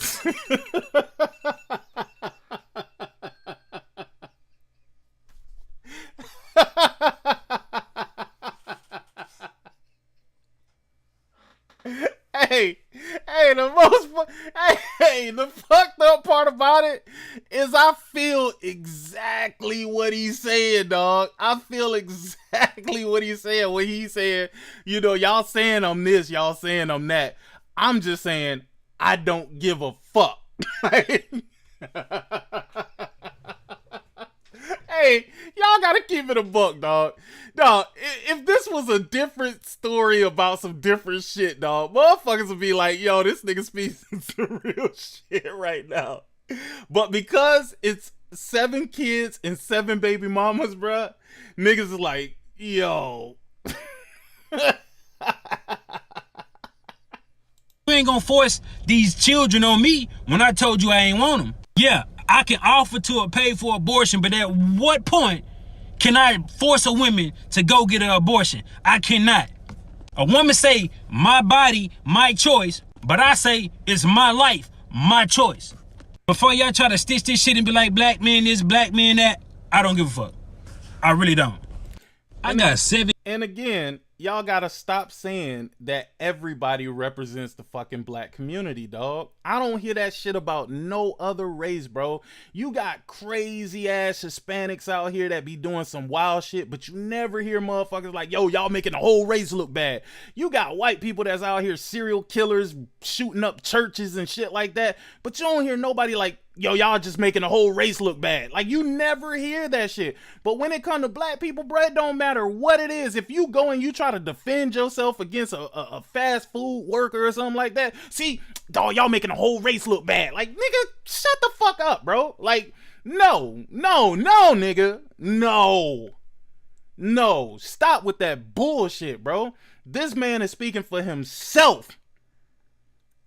He's speaking for himself. He's speaking through himself. He was raised, however he was raised to get to this point. He did it by himself, bro. He has nothing to do with me. He has nothing to do with other black people. This is how one individual thinks. Him. But I do agree with some of his points. Just saying. All right, I feel like I spent way too much time on this goddamn topic of this dude with the 7 kids and 7 baby mamas, man. I'm gonna move it on so we can keep it moving. Man. So the other thing that I was telling y'all about, which is crazy as hell, is that a lot of these kids are out here doing the wildest shit to get money, man. They will do anything to get money, and even if that means throwing their life away, they gonna do that to get money. And the thing is, it's just because the biggest part about it is I think it's because a lot of the men are not in the household anymore, so they're being raised by women that they see not really doing much. And I hate to say it, because listen, I'm not talking about all women. I want to be clear on that. I don't think that all women are like this. I know some very hard-working women. So, but there, a lot of these people are growing up in Section 8 housing, you know what I'm saying? They mom probably don't have a job. She probably prostituting out of the house and shit like that. And they grow up seeing this type of shit. They don't have a man that's truly around them to kind of guide them and you know, teach them how to become a man. You know what I'm saying? So they out here doing some of the wildest shit ever, dog. And don't get me wrong, not all situations end like this, right? There are some women who have raised men to become great men. You know what I'm saying? But some of them niggas still got like real feminine tendencies at the end of the day, though. They really do. They got some real feminine tendencies, but they have, you know, they did raise them successfully, and they are out here doing great things. One of my homies, you know what I'm saying? Like, he was raised by a single mother. He never really was around his father and shit like that. And he became an officer in Georgia, and he ran for mayor in recent times. You know what I'm saying? So me seeing that and knowing that I grew up with this dude, dog, I was actually really proud of him. But his mom was like a nigga anyway, dog. I ain't gonna even lie to you, dog. His mom was like a nigga anyway, though, dog. Like she hold it down, bruh. She held it down, dog. Real talk. Sick, I think more people need to check this channel out. Hey, man, look. What do they say? You could bring a horse to water, but you can't make him drink. Hey, hopefully the word get out. You know what I'm saying? Hopefully it spreads. I am going to start doing a lot more content on this channel. So y'all are going to see a lot more content, whether it's in video form or whether it's in stream form. You know, I'm going to try to be consistent with the way that I do the streams on this channel, because I really love the topics that I talk about. It's real world shit that's going on. You know what I'm saying? And we just going to do it. But with all these little kids out here trying to get money by any means necessary, I just see them throwing away their lives, and they end up in predicaments where they end up having to snitch on, you know, the people that they were doing the dirt with. Again, I don't know how you dudes do it these days, bruh. I could not do crimes with any of you niggas. Any of you niggas born out of 2000, bruh, born after 2000, I would never do a crime with you. I mean, I wouldn't be doing crime out here anyway, but I would never do a crime with you niggas, boy, because y'all just be waiting to get caught. Y'all be waiting to get caught just to get to a point where y'all can go and snitch and get less time. So, y'all know this guy. Y'all probably know of him if y'all don't know him per se. But XXX Tentacion, the people who killed him about 4 years ago, they are finally on trial, and they are finally about to either get what they deserve or get off easy. You know what I'm saying? I don't know how it's gonna end, but I do know that one of the dudes that was in their clique, that boy started singing like a bird. Holy shit. That boy started singing like a bird. And you know what I find funny? I find it funny that every time niggas do some stupid shit, they get caught up in some shit that they can't fight, they always get to court and they always put on glasses. They always put on glasses. Why do they do that? Why do niggas go on trial and put on glasses? Why do they do that? Why do they do that? Do they believe that they convincing the jury that they're not so bad because they have on glasses? Is that what it is? Is that what it? Look, just take a look at this shit for a second. Just take a look at how these niggas, they killed this young boy. You know what I'm saying? They killed this young boy. They robbed him for $50,000. 50 measly thousand fucking dollars, dog. 50. You took this man's life for some shit you could make in less than a year, bro. Like, that's crazy to me, bro. But look at this shit, dog. Look at these coon ass niggas, man. Yo, and I hate these niggas that be. Look at this. Give me some papers. Catch you motherfuckers on another day. You feel me? Dog, who do these niggas be doing this shit, bro? Who did they be doing this shit for? What's up, Kasha? Who do they be doing this for, bro? Bro, how could you in good conscience know you just killed a nigga who ain't did shit to nobody, bro? This nigga ain't do shit to nobody, bro. Except for his chick. What's up, CB3? What's good, homie? Except for his chick. I heard them niggas was duking it out, nigga. They was boxing it out. But that's between him and his girl, dog. This nigga is on here showing off a gold grill. Nigga got tattoos all over his face. Bullshit ass chains. What's up, Cyber Dragon? How you doing, Triple OG? Bullshit ass chains and done killed this man, bro. Took this man life, bruh. Took this man away from his mama, bruh. For what? For $50,000? Bruh, $50,000. $50,000, dog. I don't know why that seems so absurd to me, bruh. But it does. It seems so fucking absurd because a nigga could have just worked. If they wanted fucking $50,000, nigga, you could have just worked for that shit, bruh. And then I love it because then they get on Instagram live, they get on Facebook live and try to pretend to everybody like they some higher than mighty niggas. Like, yo, I'm just out here getting this money, nigga. You know what I'm saying? Like, I'm just like, for money just falling in my lap, bruh. Like, you know what I'm saying? Not knowing that the nigga that they looking at just killed the nigga for absolutely no reason to get this $50,000, dog. $50,000, bruh. The amount of a basic ass car, dog. 50 racks, bruh. This shit crazy. And then right after they do it, they get on Instagram and say, "Hi, police. Come lock my stupid ass up. I'm finna show you exactly what I got. I have no way to prove how I got this money. I have no way to prove that I have this money." And this nigga so dumb. He's so dumb. He had the nigga bag on his live. He had the nigga Louis V bag on his live, bruh. How stupid do you have to be, bruh? Yeah, my shit ain't hollering, nigga. Waves on swim too. Bruh, the same nigga, the same day X died, these niggas is on here doing this. Look at this nigga. I want y'all to pay attention to this nigga right here. This dumbass nigga right here, bro. And the reason why I want y'all to pay attention to this dumbass nigga right here, pay attention to him. Look at the nigga ugly ass nose and his fucking crazy ass fucking face, bro. And then I'm gonna show y'all something in just a second. And look at all three of them. Look at all three of them. X just died. Nigga, they got the security footage from the place that he was at. All them niggas together. Same faces. They all together. And now they all on live flashing cash that they can't prove where they got it from.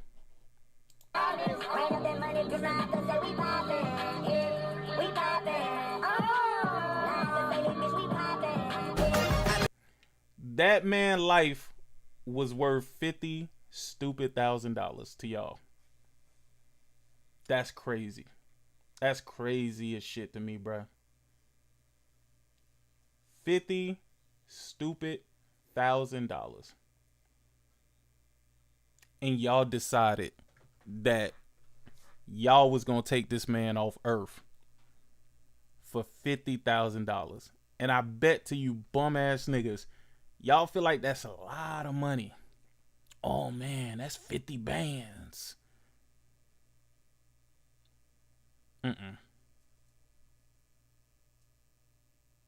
That's 50 racks.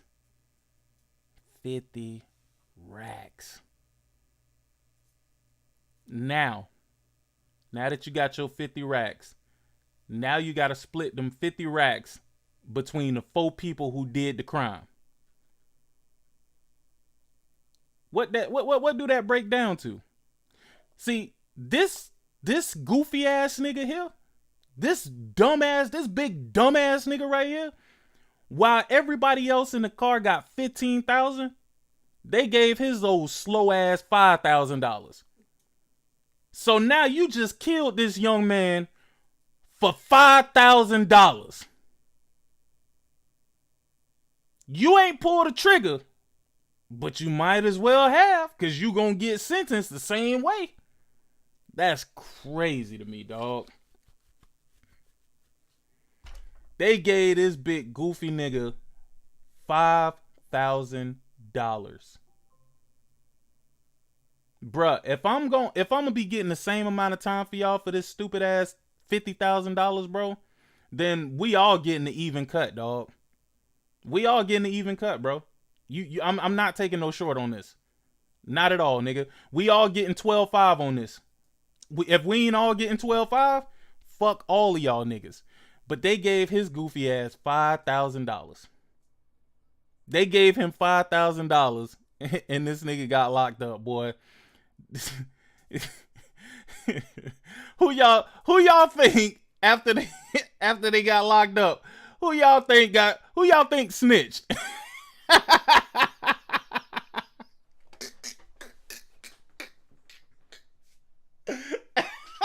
Who y'all think was the first to be like, oh no, ma'am, it wasn't me. I didn't pull the trigger. Hey, man, they only gave me $5,000. I ain't even had nothing. Dog, them giving you any money, even if it was $1, nigga. Now you tied up in this shit. Cause now you accepting stolen money. You accepting stolen money tied to a murder. Shot that young man in the neck and in the chest for $50,000 to then only get $5,000 and face murder.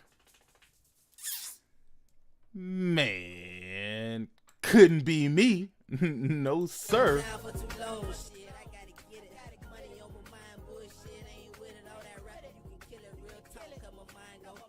All of this, dog. All of this for Instagram, for Facebook Live, for TikTok. Just to be able to claim that you getting it for niggas. Just to be able to claim that you getting it out here in these streets.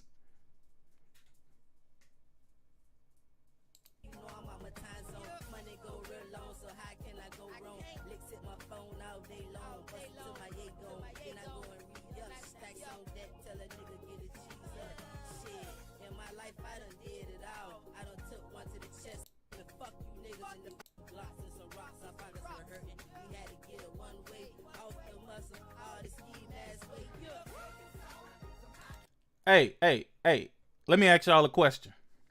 Why he ain't got the same smile on his face right now? Why he ain't got the same smile on his face right now? You was just cheesing for everybody just a few moments ago. Just a few moments ago, nigga, you showing everybody all the money you got, you know what I'm saying? You showing other broke motherfuckers how much money you got, and now they found out the way you got it is because you killed this young man. So now not only do you look like a clown, but most of them niggas is probably fans of X. Now them niggas want to see you go down. Now they giving the feds all the information they can find off your dumb ass. Now they following you around to any and all of your streams, bruh. They going to all of your streams. They trying to nitpick and pick between everything, nigga, because they want to see your ass go down now, bruh. Come on. He got locked up, and I remember him, as soon as he got locked up, he was like, man, I need to get out, man. I got kids, man. I got kids to take care of. Nigga, you ain't care about that. You ain't care about that when you was out here murdering a innocent person, bruh. You murdered a innocent person, bruh. You murdered them after they went to, because I think he went to go buy either like some sort of vehicle, man. I don't know if it was an ATV or a wave runner or whatever the fuck it was that he was going to buy, but he decided not to get it. And him deciding not to get it, he get ready to pull out. These niggas pull up in front of him, jump out, and shoot the nigga dead over what was in the bag. Oh, it was a motorcycle? Oh, okay. That's crazy, bro. That's craziness. That's craziness, bro. And now you want motherfuckers to feel sorry for you? I don't feel sorry for you, nigga. They could put you under the jail, dog. They could put you under the jail and I don't give a fuck. Because you deserve to be there. That is the most bitch ass shit I've ever seen in my life, dog. You should be ashamed of yourself. If nothing else, you should be ashamed of yourself. And then you want people to feel sorry for you because you got kids at home? Did you know if this man had a kid? Oh, you ain't care about that, huh? Nigga, you weren't thinking about your shorties when you pulled out that gun, huh? You couldn't have been thinking about your shorties, because if you was, you would have never made the decision to take that man's life. Y'all niggas is, boy, these niggas ain't got, bro, they exactly where they need to be, bro.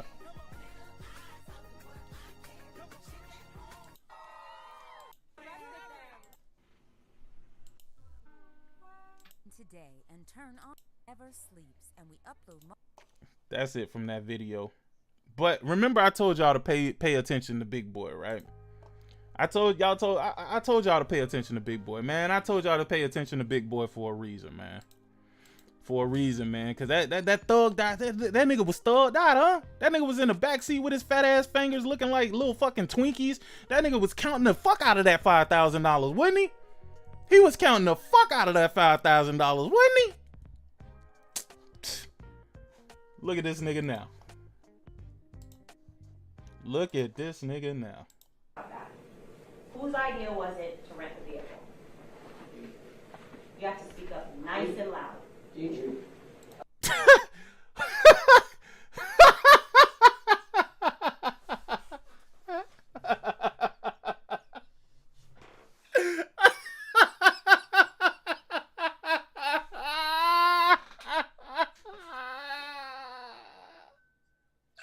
Whose idea was it to rent the vehicle? Diedrich. He ain't got no gangster in him now, boy. He ain't got no gangster, nigga. For $5,000, nigga, you probably about to lose your full life, nigga, over $5,000, dog. Dog, it's so wild, nigga. They bought him some glasses, don't even fit on his face.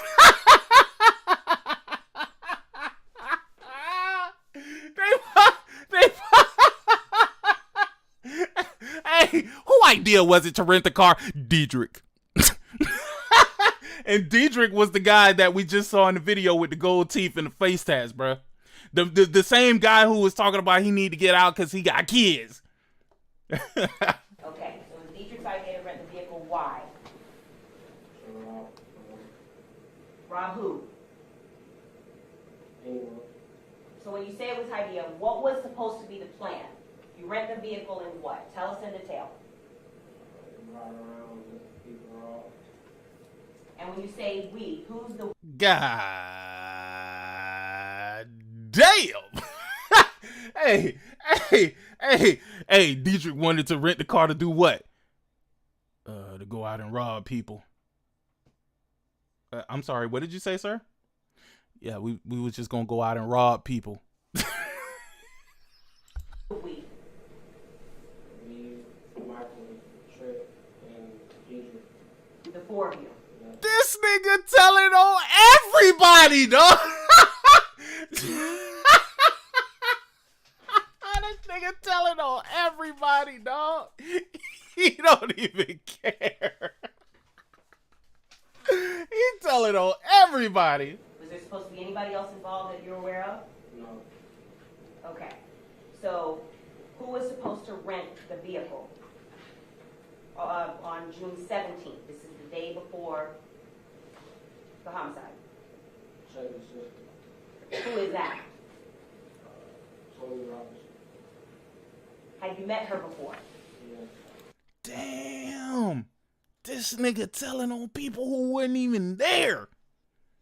Lord have mercy.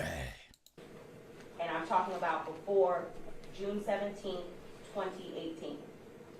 How long did you know her before that date? About 2 or 3 months. How often had you Bro, he knew her for 2 or 3 months and knew her entire name. 2 or 3 months and knew her entire name. There's niggas who have known me for years and have never known my entire name, bruh. He knew her for... Yo!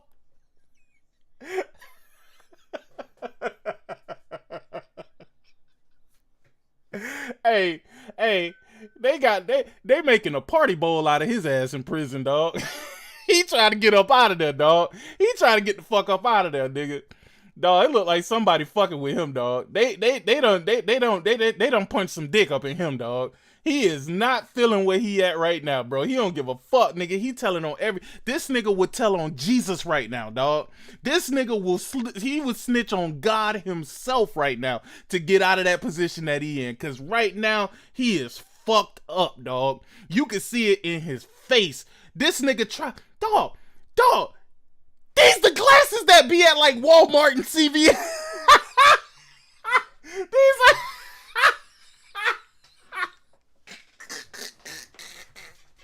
hey, these the glasses that be on the shelf. The little reading glasses.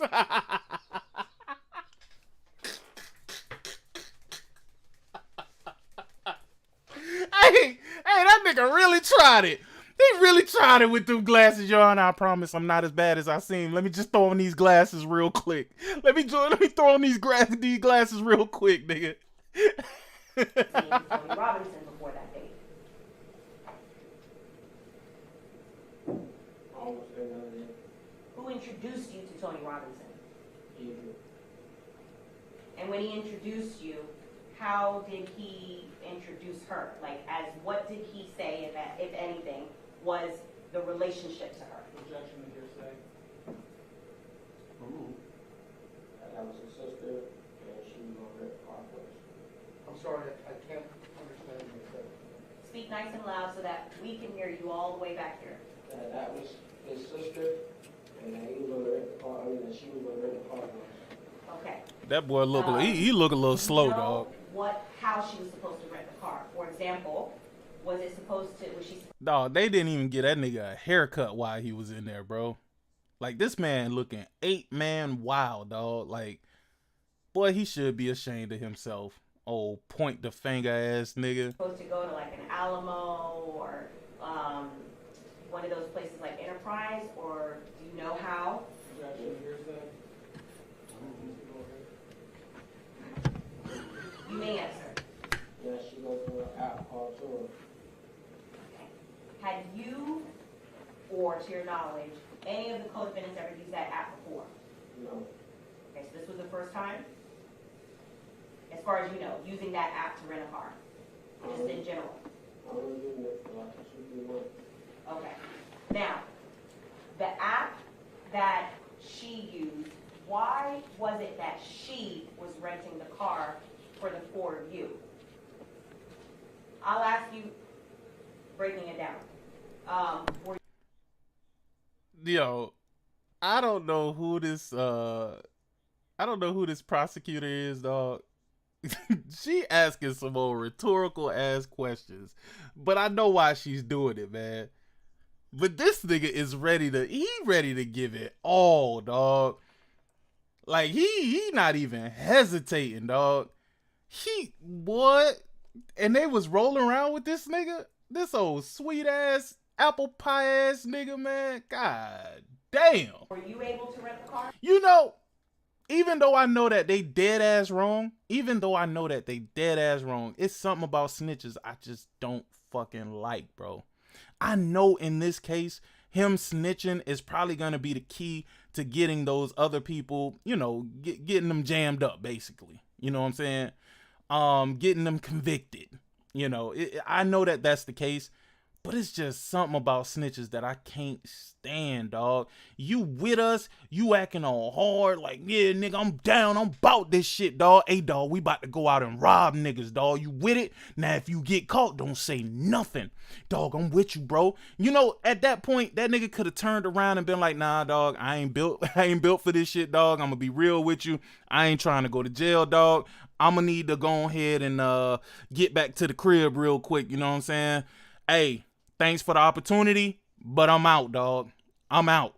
You know what I'm saying? He had that whole opportunity to do that, but he decided to say, nah, I'm with the shits. Nigga, I'm ready to go get to it. And as soon as they get jammed up, his ass is on the stand telling on everybody, even people who ain't even there in the room. He telling on participants who probably had no idea what the fuck was about to go on. You know what I'm saying? Like, God, dog, I hate snitches, bro. And this boy wasn't no civilian. He wasn't no civilian. He was in the shits. He was the same nigga with his fat ass fingers counting up the 5,000 that they just gave him, dog. He was the same fucking motherfucker that we just saw 2 seconds ago counting up the $5,000. He was happy as hell, nigga. He was happy to be a part of it. Nigga, he was gang gang. You saw us on the live, nigga. We gang gang. They would have never got caught. It would have still been gang shit. But since they got caught, this nigga like, nah, bro. Nah, bro, I ain't do this, man. I ain't put, bro, we saw your fat ass go in. We saw you on camera. We saw you on camera walk into Riva, I think it's called Riva Auto Sports or whatever. We saw you walk into Riva Auto Sports.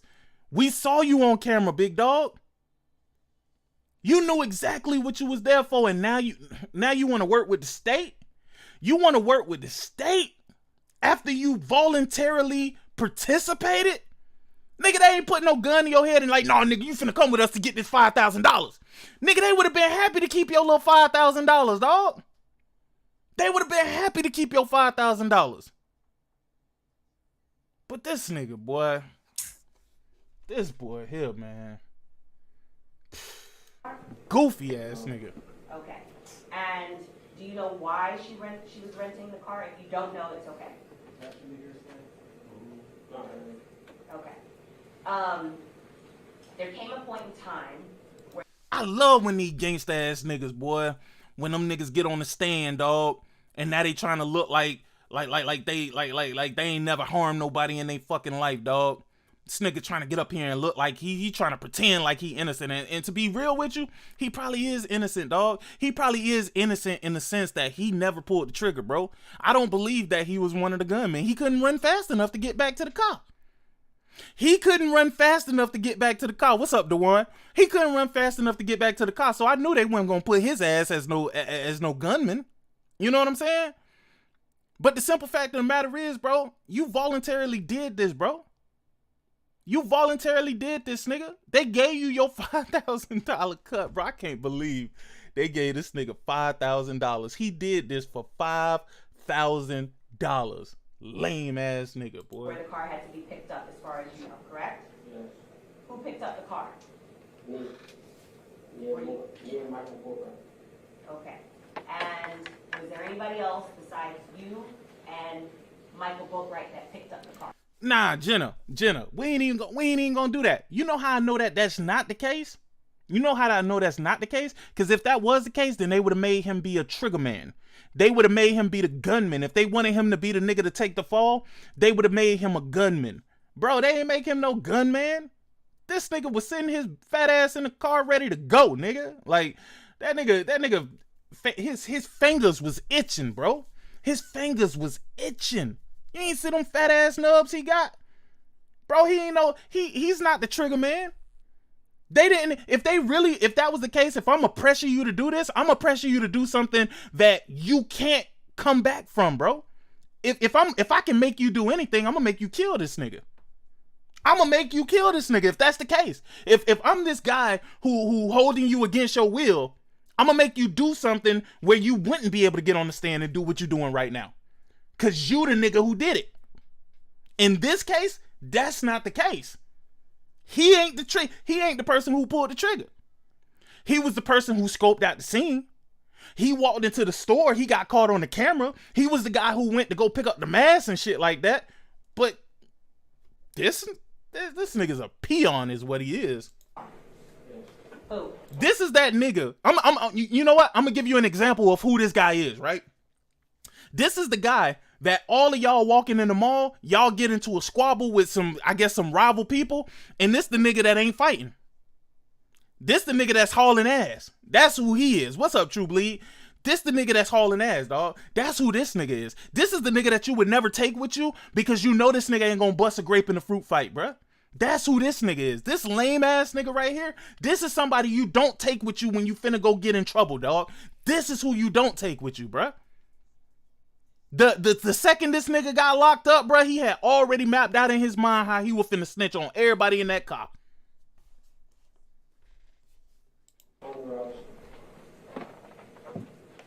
Where did you pick the car up from? Somewhere in Maryland. And when when did you pick up the car?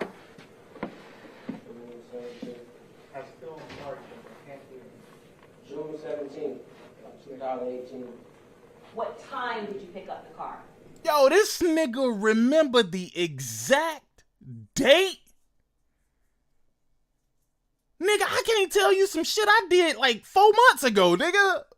Much less tell you the exact date I did something like a couple years ago. Like, hey, this nigga wild, boy. He a wild boy. Or did the sun already set? Keep in mind, this is in 2023 when he's recollecting shit from 2018. Okay. Do you recall how long you were supposed to have the car for? A day. And do you know, out of the 4 of you, who was supposed to drive around the car during this time that you said you were supposed to be robbing people? Jacob. Who, out of the 4 of you, decided that Dietrich was going to drive the car? That's just what he do, he drive the car. Okay. So, in the car, besides the 4 of you, what else, if anything, did you have in order to be able to do this, to rob people? We all had guns, we had masks, Why? to rob people. Okay. Hey, the way he just looked was just, it was hilarious as fuck. This nigga just told her, nigga, we had masks and gun. She say, what did you need that for? That nigga said, to rob people. The fuck? The fuck?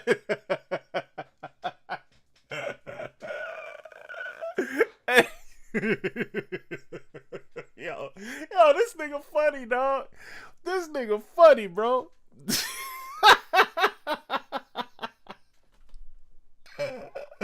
Oh, man. You expected to be armed with a firearm? Yes. Did at any point all 4 of you expect to be armed with a firearm? Yes. And what was the purpose of having a mask or masks, plural? So identify us. Oh yeah, they definitely coached him. He know good and goddamn well. He can't even spell identify. He can't even spell identify, nigga. So they couldn't identify us. Oh yeah, they definitely coached this big ass. Who was supposed to be wearing the mask? Everyone. So now I'm going to ask you specifically about the firearms that each of you have. What kind of firearm did you have? I have a Springfield 40. What kind of firearm did Michael Boatwright have on that June 18th, June 17th time frame? If I'm not mistaken, it's a GSK 22 rifle. Now, when you say 22, Damn, that nigga had a GSK? The fuck? This nigga had a 40 though. That 40'll blow, that shit'll blow your back out. That shit'll blow your fucking back out, nigga. rifle, you know the caliber of the rifle? 22. 22 caliber. Okay? What kind of firearm did Trayvon Newsom have? Smith and Wesson 38. Look at this nigga. Look at this. hey, this nigga got on glasses and a turtleneck. hey, who he trying to fool, bruh? Who he trying to fool, bruh? Look at this upstanding citizen right here. This was definitely one of the guys who pulled the trigger too. I think he was the one that pulled up on the left side of the car. He was on the side that X was on. This nigga pulled up in a goddamn turtleneck, dog. A turtleneck. When the fuck do you think this nigga ever wear a turtleneck, bruh? This is a nigga who don't know something out. He don't know nothing outside of a tank top, dog. he in court now. He in court now. The nigga's clean shaven, nigga. He got a tape and everything, dog. They left Fat Boy out the fucking. They let him out, boy. God damn, boy. They left that boy down bad, man. They couldn't even get that nigga a haircut. They couldn't even get him no fucking haircut, dog. That's crazy. They all looking clean as shit. They got on suits. What kind of This nigga firearm still got on the prison fit. did Williams have? Hey, this shit's so funny, dog. I don't know why, but this is hilarious Is to there me, bro. anything, that you recall that stood out, for example, about Bro, this man is in a prison suit. Everybody else clean as shit. Everybody else got on their suits. They taped up. Look at him, dog. Look at him, dog. I see why he's snitching on him. That nigga say, fuck y'all. Y'all niggas said, fuck me. Fuck all y'all niggas. I'm snitching. I'm telling on everybody, nigga. Y'all couldn't even get me a suit, nigga. Hey, they got that boy in there down bad, bro. They got him in there down bad, boy. what? Okay. So it stood out for that reason because it was ornate? Yes. Now, let me take you to the morning of June 18th. Boy, when he get back to his cell, boy. When he get back to his cell, boy, they gonna make light work of his ass, boy. Jesus. They didn't, dog, Phil, bro. Look at how they got this man out here. Look at how they got this man out here, bro. He in the prison attire, bro. He is in the jail attire. Look at his head, bro. He don't look presentable. He look like the killer. He look like the killer. He look like the nigga that, he look. From this distance, he sort of looked like a nigga that like little babies. Hey, that's kind of how he looking right now. But he all fucked that he's scruffy, bro. That he couldn't even shave his beard, bro. Come on, dog. They could have did something for this man before they put him out here, dog. This man looking crazy out here. 2018. Okay? You recall that day? Yes. Where did the four of you start that day? Me, Michael Boatwright, and Trayvon Newsom started at my house. Where was Dietrich Williams when the three of you... Damn. Whoever this dude was living with, his mama, his dad, his parents, whatever, this nigga house was the headquarters of the bullshit. They started at his house. Lord. Michael Boatwright and Trayvon Newsom were at your house. He was home.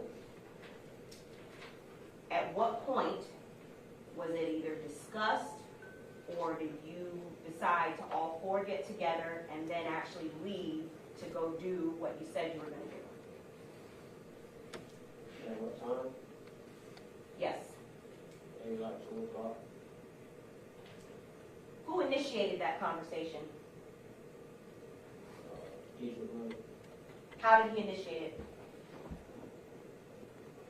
What we're doing today. You have to speak up nice and loud so that we can hear you all the way back here. Guys, what are we doing today and where are we going? And what did you understand that to be in reference to what he was saying? Or what area are we going to rob people? What did you say in response to Dietrich Williams initiating that conversation? It doesn't matter. What did Michael Boatwright say in response to Dietrich Williams initiating that conversation? Nothing. And what did Trayvon Newsom say in response to Dietrich Williams initiating that conversation? Nothing. You can answer. Nothing. Okay. The judge is overruling everything. The judge is like, nope. The judge is having a great story time right now listening to what this nigga saying. You think the judge really gonna fucking tell him sustained? Hell nah. The judge like, these niggas crazy as fuck. Keep talking, big boy. Keep talking. At some point, was this in person? Yes. So when all four of you were together and you said it doesn't matter, Boy, how that's did you crazy. decide where you were going to go? We hadn't decided that. So at what point did you actually leave the four of you in that car? Chucky realized he didn't have any mask. Okay, so when you're saying Chucky, you're referring to also, you refer to him as Chucky sometimes, or Dietrich? Yes. Okay. And when you say he didn't have any mask, what did he need the mask for? To rob me. What kind of car was it that was rented through the Turo app by Tony Robinson? Like a Dodge Journey. So after Dietrich Williams realizes that he doesn't have a mask to rob people, what did you guys decide to do? To go buy one. Where? Even more sport. Who drove to Reba Motorsports? Adrian. Okay, so Dietrich's driving in the front driver's seat. Who's in the front passenger seat? Wait a minute. Hold on. Hold on. Back up.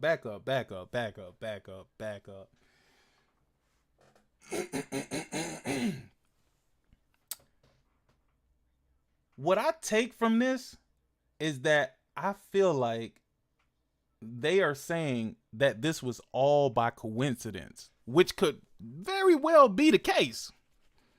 It could very well be the case. So, from what I'm gathering, they went to Reva Motorsports to go buy a mask, right? And Reva Motorsports is where they just happened to run into, what's his face? XXX, right? Now, either this is the greatest coincidence in the world, or somebody knew that he was going to be there at that time, bro. I fail to believe that this is just that much of a coincidence, dog. I'm sorry, dog. I can't for the life of me believe that that's the case. But I guess he gets in there. And they see X, and they see X carrying the Louis satchel or whatever, and they see that there's some money in there. So they buy the mask and immediately block him in, rob and kill him. Either that's the greatest coincidence in the history of coincidences, or I don't even know how this is even, how that would even be possible, bro. Because if you're thinking about buying a mask, you would just go somewhere simple and go get a simple ass mask.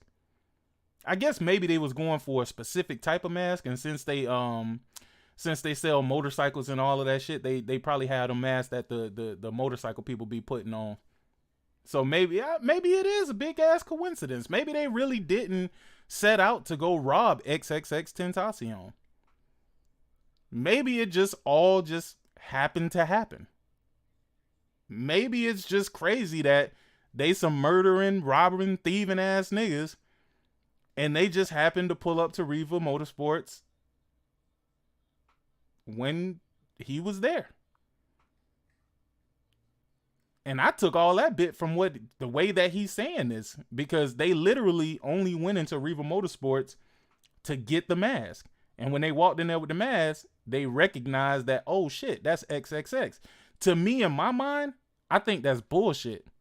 I think that somebody already knew that he was going to be there. I think that they had already been tipped off that he was going. And I truly believe that the dude that was in the car with X had something to do with it. I ain't going to even lie to you. I think his uncle had something to do with it. I don't think I can prove that, but I think it's real crazy how they allow him to get away and only wanted to kill X.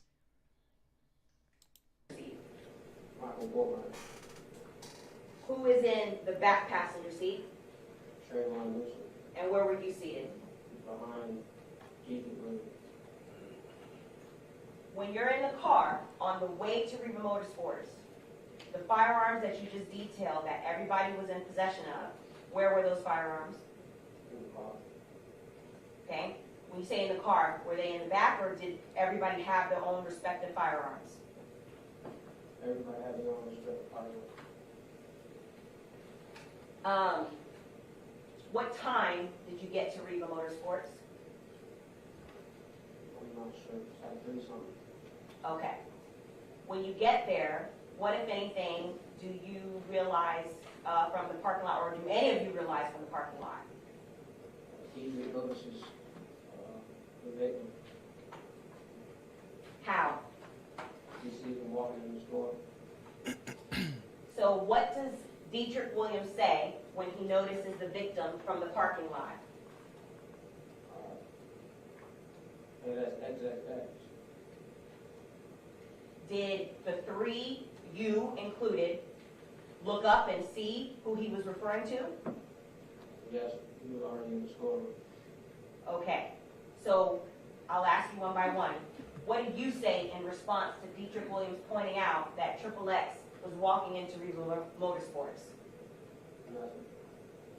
What did Michael Boatwright say in response to Dietrich Williams pointing out that X was walking into Regal Motorsports? Nothing. And what did Trayvon Newsom say in response to Dietrich Williams pointing out that X was walking into Regal Motorsports? Nothing. So what did Dietrich Williams say next? When we pulled up next to the car, What car? he gave it up. Hey, why is his nose so much lighter than the rest of his face? Are y'all noticing that? That might be like vitiligo, right? But I just realized that his nose is damn near lighter than the suit that he got on right now. At first I thought it was maybe the lighting, but I'm like, nah, that's specifically his nose that's light as fuck like that. X's car. How do you know that it was X's car? He just pulled it up with his phone. Okay. So Dietrich Williams was driving and intentionally pulled up next to X's car? Yes. And what does he do next with whatever it is that he pulled up on his phone? He showed that it's the same car. Where was he looking? What images were you looking at? If you say he showed us, from what? Instagram. Okay, do you know whose Instagram account it was? No. Do you recall what the Instagram photograph or what the image looked like? No. Okay. And what was the purpose of Dietrich Williams pointing out the car from Instagram?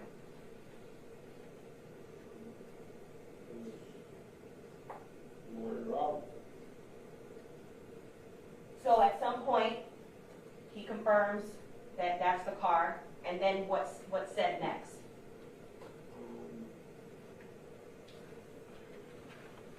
They tell me to go inside with Dietrich. She said that's him. When you say they, we're going to be very specific because there's 3 co-defendants. Who told you to go inside with Dietrich Williams to see if X was in there? Michael Boatwright and Trayvon Newsom. They both did. Told you to go inside. Yes. Okay. And do you know why? What was the purpose of them telling you to go inside versus all 4 of you going inside, or them just going inside themselves? That's some speculation. No. Okay. What, if anything, did Dietrich Williams say in response to Michael Boatwright and Trayvon Newsom telling you and Dietrich Williams to go inside? Bro, the judge ain't having none of that shit. The judge like, we need to hear all this. So they wanted to hear it from you as well. Yes. And the purpose you're saying for going in is to confirm that it was actually X? Yes. And if it was X, if there was a confirmation, then what was supposed to happen? What was the plan? There was no plan at the time. So when you say to confirm that it's him, was there going to be a next step as far as to target X? I don't know. I had time. Okay. So at some point after Michael Boatwright and Trayvon Newsom tell you to go inside, you actually go inside? Yes. Who do you go inside with? Dietrich. Do you recall how you were dressed? Yes. How were you dressed? Black t-shirt and black jeans. How was Dietrich Williams dressed? Great undershirt on. I think sweatpants and some orange slides. How was Michael Boatwright dressed? He had an undershirt, black jeans, and black shoes.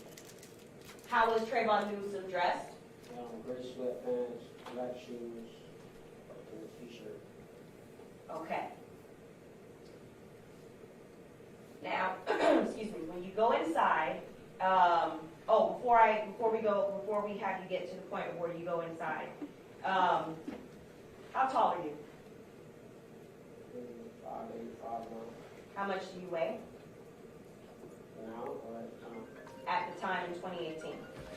30, Okay. What? And I'm asking you in relation to, first starting with Dietrich Williams. Were you heavier than Dietrich Williams or thinner than Dietrich Williams? Heavier. Trayvon Newsom, were you heavier than Trayvon Newsom or thinner than Trayvon Newsom? Heavier. Michael Boatwright, were you heavier than Michael Boatwright or thinner than Michael Boatwright? Heavier. Asking about height, okay? Who is taller, you or Michael Boatwright? Michael Boatwright. How tall is Michael Boatwright from what you can recall? 6'1", 6'2", 6'3". Who is taller, you or Trayvon Newsom? Trayvon. How tall is Trayvon Newsom, you recall? 5'6", 5'11". Who is taller, you or Dietrich Williams? Probably me. How tall is Dietrich Williams? Probably 5'7", 5'6". Who is the Man. tallest out of the four of you? Michael Boatwright. And then who would you say is the next tallest? Trayvon Newsom. So you're in the store. Yes. Do you see the victim? Yes. Where? When we first walked in, to the left. To your left when you're walking into the store? Yes. What was he wearing? I think like a jean jacket. Okay. What else did you notice about him? That's it at the time. Do you remember how his hair was styled? Ponytail. Do you remember if his hair had any colors or anything like that to it, or what color his hair was? Yeah, blonde. Pink blonde. Okay. Do you remember if he had on any jewelry? Not at the time. Not at the time. Did there come a point in time where you realized he had jewelry? I think when we were leaving, Okay. Tell us about it. How did you realize he had jewelry? I think Dietrich told us he had jewelry. Okay. At what point did Dietrich tell you that the victim had jewelry? When we were leaving out the store.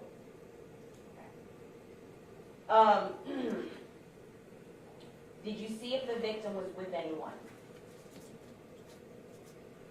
Yes. Who? Do you know the person? No. Can you identify what the person looked like? No. Do you know if the person was male or female? Male. Do you know what race the person was? Black.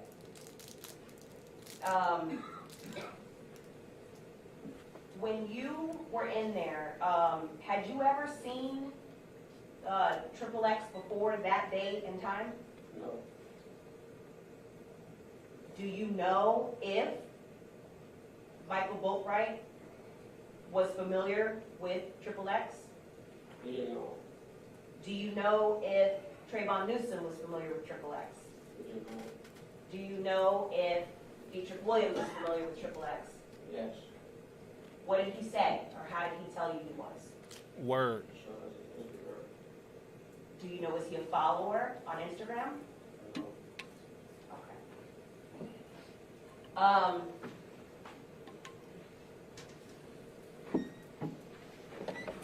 Besides Dietrich Williams first initiating a conversation about robbing X, was there anybody, and I mean anybody, whether it's somebody that, you know, we know personally or not, was there anybody else that brought up or was responsible for the four of you robbing Triple X besides Dietrich Williams?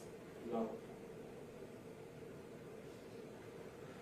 Was there anybody, for example, that hired you to do this? No. Was there anybody that initiated it for any reason that you haven't told us today? No. My man is a truth teller extraordinaire. Triple X, did he actually? Could you tell? Could Triple X see you? I don't think it's in position. Where did you go from that point? Did you stay around Triple X or did you continue to walk on?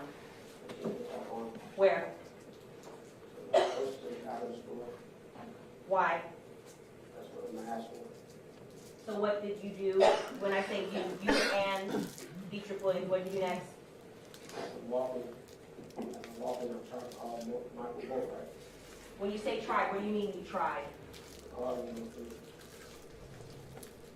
Why were you trying to call Michael Boatwright? tell him that I was Triple X. Okay, remember, keep your voice nice and loud. Okay, so what did you do next after the call wasn't able to go through to Michael? Nothing. How long were you in the store? Probably 5-10 minutes. Were masks actually purchased? Yes. By who? Egypt. You know what kind of mask? It was black mask. And do you know how many, if any? One. Were you there at the counter when he was purchasing the mask? I'm not sure. After Dietrich Williams purchased his mask to rob that day, where did you guys do next? Started walking outside, like walking toward the car, leaving out the store. Did you see Triple X again on the way out of the store? Actually, yes. Where was he the second time you saw him? I wouldn't say the same spot. Do you know if Triple X noticed you the second time on the way out? No. What, if anything, did you do next? Walked to the car. So based on what you're telling us, you exited the store first before Triple X? Yes. Okay. Where was the car? And by the car, which car are you referring to?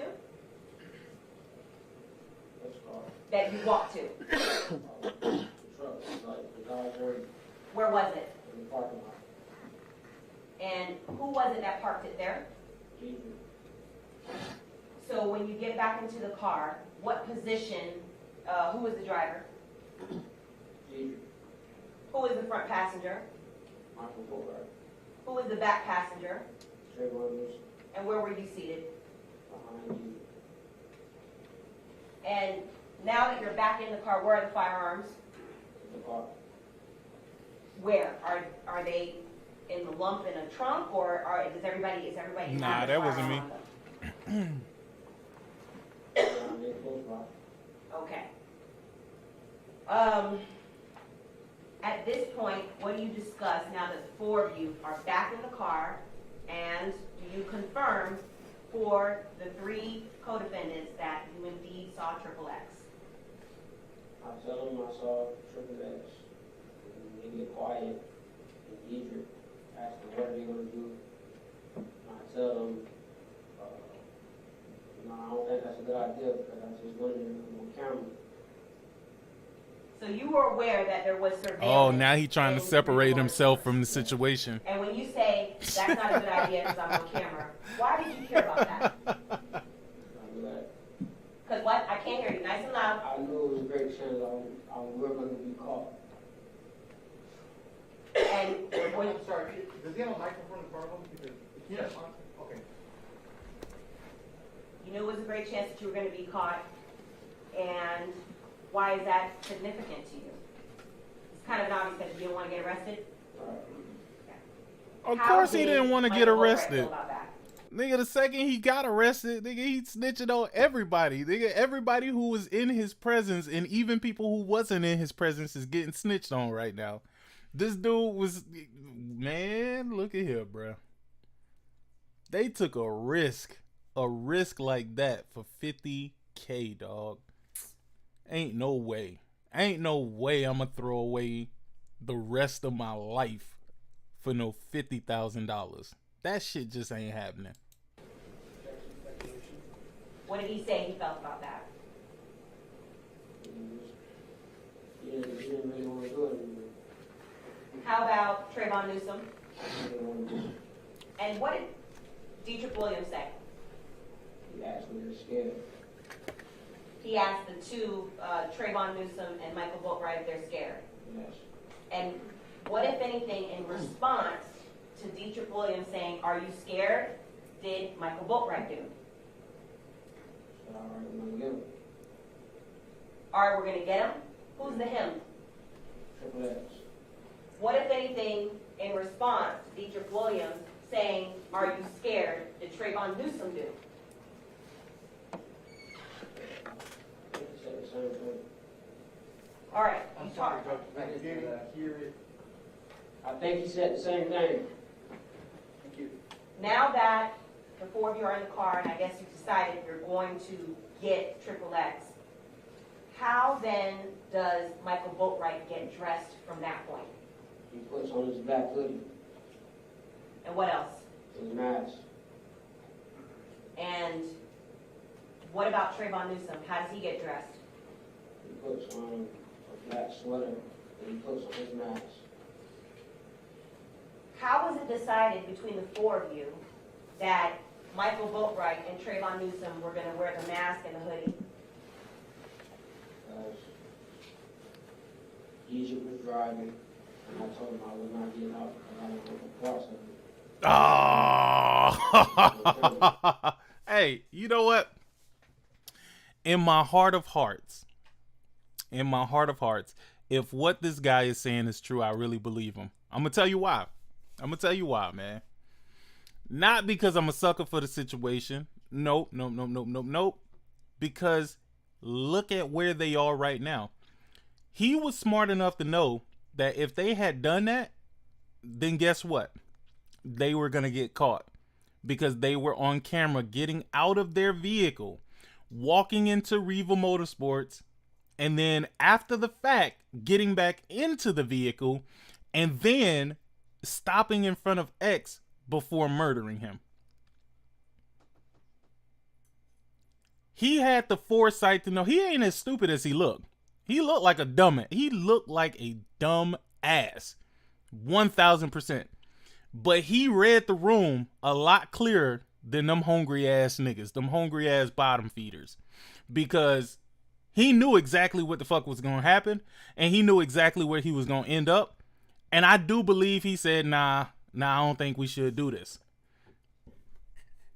I truly believe him when he said he didn't want to do it. And I truly believe the only reason why he said he didn't want to do it is not because he hasn't done robberies before, but the simple fact that they've already been caught on camera. So he knew it was a greater chance that they were going to be caught all together once this shit goes down, especially knowing that X is a celebrity and has the amount of money that, you know, they're going to investigate this shit thoroughly. This boy, I don't know how much time they going to give him or if he's going to get any time at all, but he definitely cooperating 100%. And I have to ask a question. I have to ask a question to the people that's in here. Let me ask y'all a question. I want y'all true and honest opinion on this. If you was rolling with some people, right? And you was in a situation like this where you just happened to roll up on a celebrity and then the people that you with wanted to rob that celebrity, but you didn't want to do it because you know you had already incriminated yourself, right? And you knew that you were going to end up getting caught. Would y'all be out here snitching too? Would y'all be snitching too? Because honestly and quite frankly, 1000%, If I knew these niggas was about to go and kill XXX Tentacion, I would have gotten out of the vehicle and I would have walked my ass home. I would have walked my ass home. The second they said they was about to kill this nigga or that they was about to rob him, I'd have been out. I'd have been like, nope, no,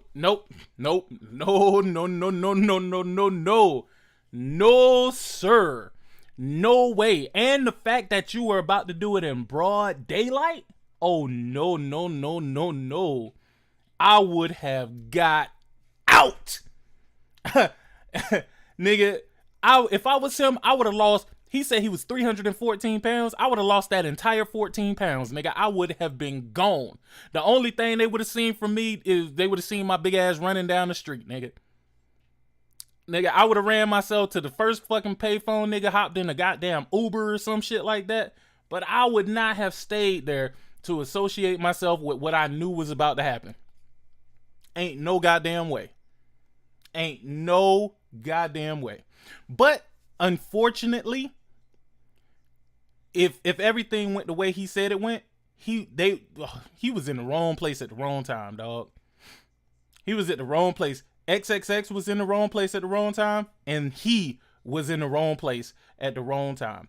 How is it that we go to buy a mask? Any other time we go to buy a mask, we don't see nobody famous, nigga. But this time, we just happen to run into this old famous ass nigga that got a satchel full of fucking money.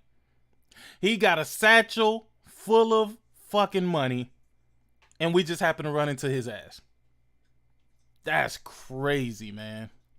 That is the biggest coincidence in history. If it really wasn't set up by somebody of a higher power, then that's the biggest coincidence in history, dog. Because again, if you need to go and get a mask, why would you go to Riva Motorsports to go get a mask? You could go anywhere and get a mask, but somehow, some way, they stopped at Riva Motorsports just to get a mask? That don't seem kind of odd to y'all? Now, I know he's painting it like, nah, this is just one big ass coincidence, but I don't believe in coincidences, dog. Not like that.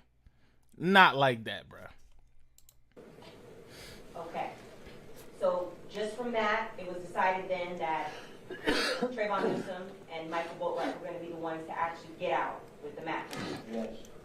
Okay. Where did you guys go from there? Are you still in the parking lot at this point? No, we're in the park. Wait. Hold on. Let's back this up. So Diedrich told them niggas that they was about to go rob X. Diedrich said this. But then he sent the other two niggas to go do it? Oh yeah, them niggas stupid, bruh. Every last one of them in a car was stupid. Nigga, Diedrich, y'all let this nigga go tell y'all what to do? Fuck out of here, bruh. Why? Why did you move from the Rivas parking lot to park across the street? Because Chucky came up with some type of theory saying that if we leave out of the parking lot and move next to the next parking lot and across the street in that parking lot, that it'll look like we left. So it's Chucky's idea to act like you left so that.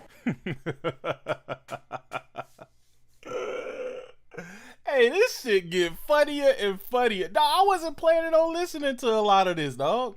It's only like 12 minutes left, but I wasn't planning on listening to this whole thing, dog. I really wasn't. But this shit get more interesting as you listen to it. Like,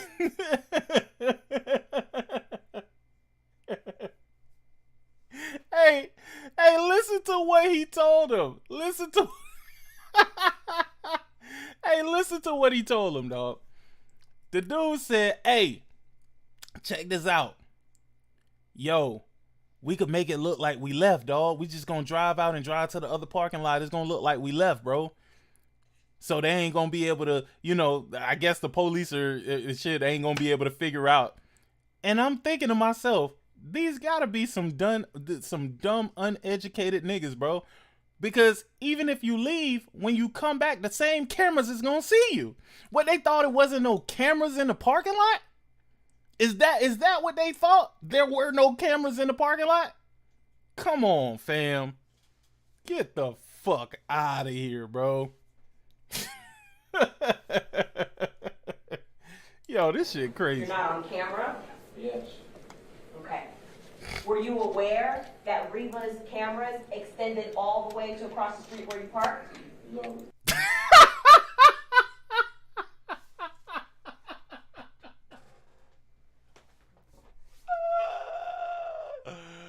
Oh my God. Oh my God. Hey, y'all gotta find this shit to be as funny as I think it is, dog. I know y'all, ain't no fucking way y'all don't think that this shit is just the most hilarious thing ever, dog.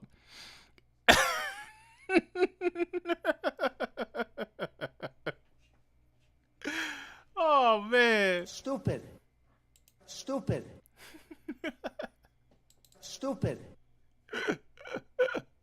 Wouldn't that be embarrassing? Oh boy.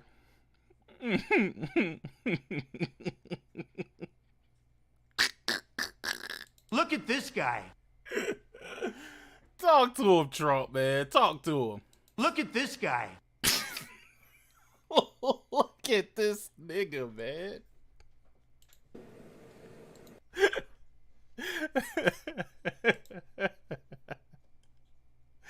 Oh boy. Oh, I can't. It's over for this nigga.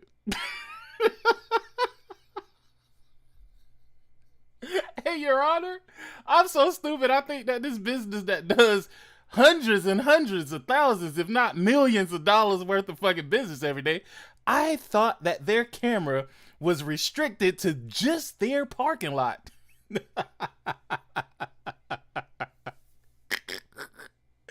Hey, let me play the proper music for this nigga, man.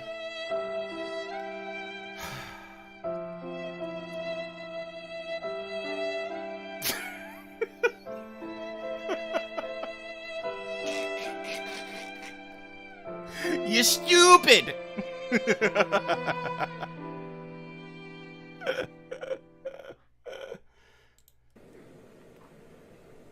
Now, what was the purpose of even, besides trying to evade being on camera, what was the purpose of waiting across the street? What were you waiting for? I heard you pull out of Riva Motorsport. Who's him? Triple X. Why were you waiting for him to pull out of the store? So Deidre would block him off. Whose idea was that to block off the victim as he's leaving Riva Motorsports? Deidre will. Objection, speculation, Judge. Yo, the judge ain't trying to hear none of that shit, dog. Okay, so had you been to Riva Motorsports before that day? No. From what you recall, from the Dog, exactly what I'm saying. No. Bring it back. Bring it back.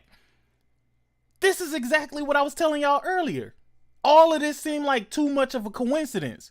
You think random niggas just looking to go and get a random ass mask stops at fucking Riva Motorsports? If you don't live in Florida, you probably don't know what Riva Motorsports is. But again, you're not just as a regular nigga gonna walk in there and get no fucking mask, dog. There's more to this story that he's not saying. I'm telling y'all, this either he's not saying it or he didn't know. He wasn't in the know, dog. Because again, like I said, all of this is too much of a coincidence. You need to go get a basic ass mask to cover your face. You don't need to go to Riva Motorsports to do that. You wouldn't do that. You wouldn't go to a Riva Motorsports. You could go anywhere in the world. And this happened in, I think, Pompano. There's plenty of places that I know that he could have went to go get a mask that would have been more low key than going into a Riva Motorsports. I think somebody tipped them off that XXX was gonna be at Riva Motorsports, bruh. I don't think that they happened to show up there and see that nigga by coincidence. And then all of a sudden, he randomly goes on his Instagram and finds fucking XXX Tentacion's car, bruh. Come on, what's the odds of that? All the pictures in the world, bruh. And you just gonna find a random picture that matches his most recent car? The fuck out of here, dog. I'm sorry, bruh. I'm not an investigator, but this sounds like bullshit to me. And again, if I was the person speaking to him, specifically Mr. Allen, I would have asked some more questions behind the scenes, because something don't add up here. Something ain't adding up, bruh. The layout, do you know how many exits there were? One. And the exit that you were waiting for the victim to come out of, how was the rest of the building situated? Was it open space or was it enclosed with a gate? Okay. And when you're saying that Dietrich wanted to block him off, was the purpose to trap the victim as he's trying to exit? So once he's trapped, what was the plan supposed to be? Once Dietrich Williams cuts him off and traps off his car, his being the victim in this case, what was the plan for the three of you?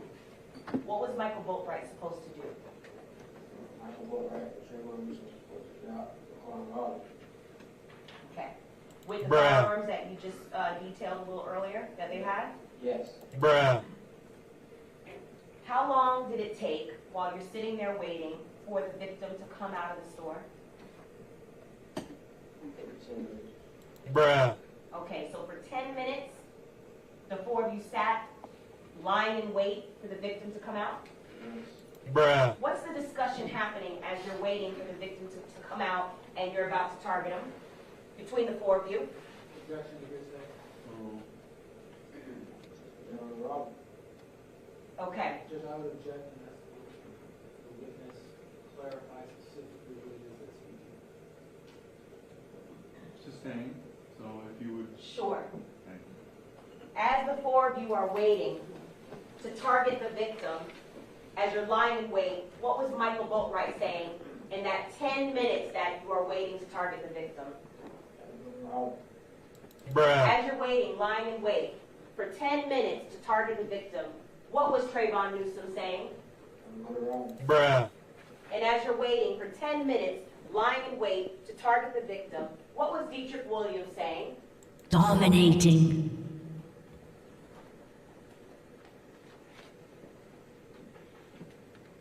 Eventually, does the victim come out? Yes. Who is he with? Some guy. Did it appear, from what you can tell in your vantage point, if the victim was armed? No. Did it appear, from your vantage point, that the victim even had any idea or knew, from your vantage point, based on his demeanor, of what you guys were about to do? That there was some danger that was approaching? No. Okay, so the victim gets in the car. What position does the victim get? What position of the car, his own car, does he get in? He's driving. What about the gentleman that you said, the black male that he was with? He's on the passenger side. And what happens next? They drive around and come, as they're coming out of the motorsports, Dietrich drops him off. And Michael Boatwright and Trayvon Newsom drive off. When you say get out, did the car, tell us the speed in which this happened. For example, did Michael Boatwright drive obeying the limits of the law and gingerly pull out in front of the victim? Bruh. How fast was he going? Dietrich had a little speed, Okay. How fast did Michael Boatwright get out the car? Very fast. How fast did Trayvon Newsom get out the car? Very fast. Was there any discussion prior to that the two of them, referring to Michael Boatwright and Trayvon Newsom, were going to get out the car at the same time, and then what they were going to do once they got out the car? No. Bruh. How was it decided who was going to go to what side of the victim's car? For example, who's going to go to the driver's side or who's going to go to the passenger side of the victim's car? Okay. And where were you seated when you're watching all of this? Behind the driver's seat. So tell us, once Michael Boatwright gets out of the Dodge Journey and approaches the victim's vehicle, what does he, referring to Michael Boatwright, say and do? First, what does he say? Michael Boatwright? Yes. What is he saying as you're saying robbing him? What is he saying? Okay. What is he doing? He has his rifle outside the window. I'm sorry? Nice and loud. He had his rifle stuck inside the car. Bruh. What side of the car? Driver's side. Bruh. How is he holding the rifle? He being Bruh. Michael Boatwright. Show us with your hands the best that you can. Okay, so you're showing both hands? Yes. Now I see your hands are, you're in custody, so your hands are handcuffed and shackled to your waist, correct? Look at this guy. Okay, so I'm using myself as an example, okay? How high up? Tell me when to stop when I get to the height that he was holding the rifle. Right there. Okay, so Michael Boatwright is holding the rifle like this with two hands, Yes. and he's pointing it at the victim. Yes. Okay. You have everything How about going. The Trayvon world Newsom? is waiting for you to be What president. does he do once he gets out the car with his firearm? He runs to the car. He's putting on his necklace. Whose necklace? Triple X. At that point, where was the passenger that was with Triple X? He was going. He ran out the car. Okay. And from which side of the car is Trayvon Newsom trying to take Triple X's necklace? Then there's something wrong with you. You're certainly not very good. Okay, so at the point that you're describing, both Trayvon Newsom and Michael Boatwright are on the driver's side? Yes. And while Michael Boatwright is holding the firearm on the victim, Trayvon Newsom is trying to take his property? Yes.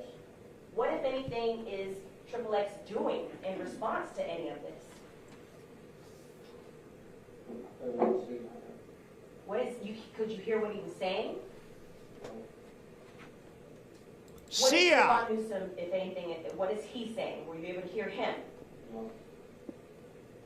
At some point, what happens next after they being Trayvon Newsom and Michael Boatwright are on the same side of the driver's side of the victim's car? What happens next? Michael Boatwright pushes Trey like to go on the other side of the car. Does Trayvon Newsom go on the other side? Yes. And what happens next? Bruh. He reaches inside the car and grabs. Trayvon Newsom reaches inside the bag. Inside the car and grabs. Bruh. What bag? Triple X bag. Okay, do you remember what kind of bag it was? Yes. Tell us. The Louis Vuitton bag. What does Trayvon Newsom do after he grabs the bag? As he's grabbing the bag, shots are fired. Judge, I'm going to ask him to speak to the microphone. As he's grabbing the bag, shots are fired. Who Bruh. shoots the shots that are fired? Michael Boatwright. And Bruh. who does he shoot? Triple X. Bruh. Where does he shoot him from? What side of the car? Driving. So if Triple X is in the driver's seat and Michael Boatwright is in the driver's side, the shots are coming onto Triple X's left side or right side? Which side? Left side. Okay.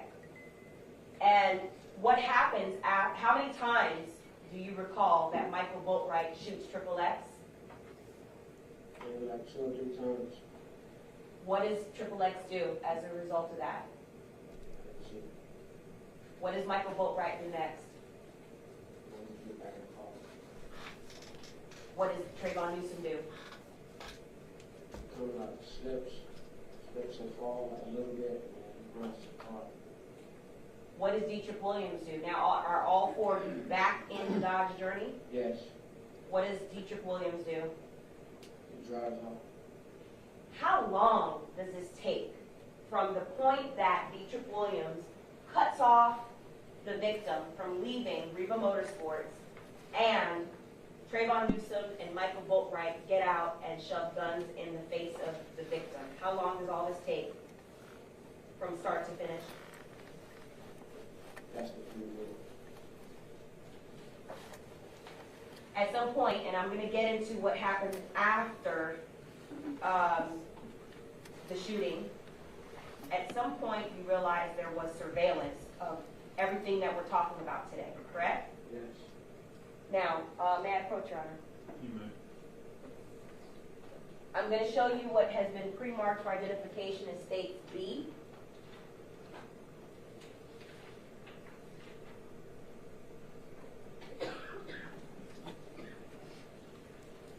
Do you recognize States B? Yes. How do you recognize States B? I am Mr. Jones. And what else? The date? Okay. Had you had an opportunity to review States B? Yes. And does it fairly and accurately represent what you recall, the events and the images and the video of what happened on June 18th?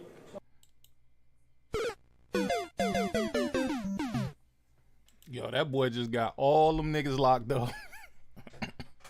Ultimately, they got themselves locked up. But literally, he probably sealed the deal for them dudes.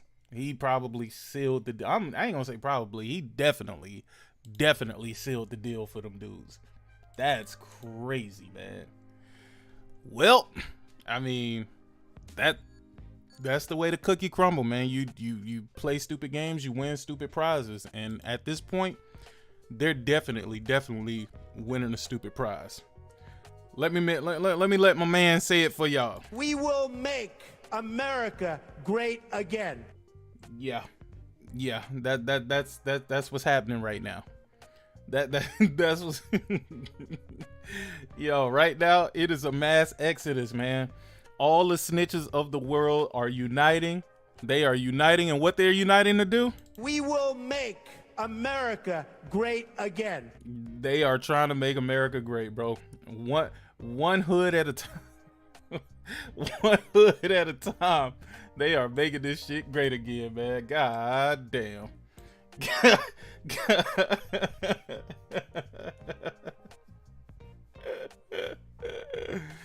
Oh. Stupid. What are they? Stupid. Oh man, tell them again. What are they? Stupid. And what are they gonna do eventually? We will make America great again. Lord have mercy, man. Who would have ever known that this dude's quotes would be some shit that I would fucking use right now? Oh man, that is fucking crazy, man. Game over for them dudes, man.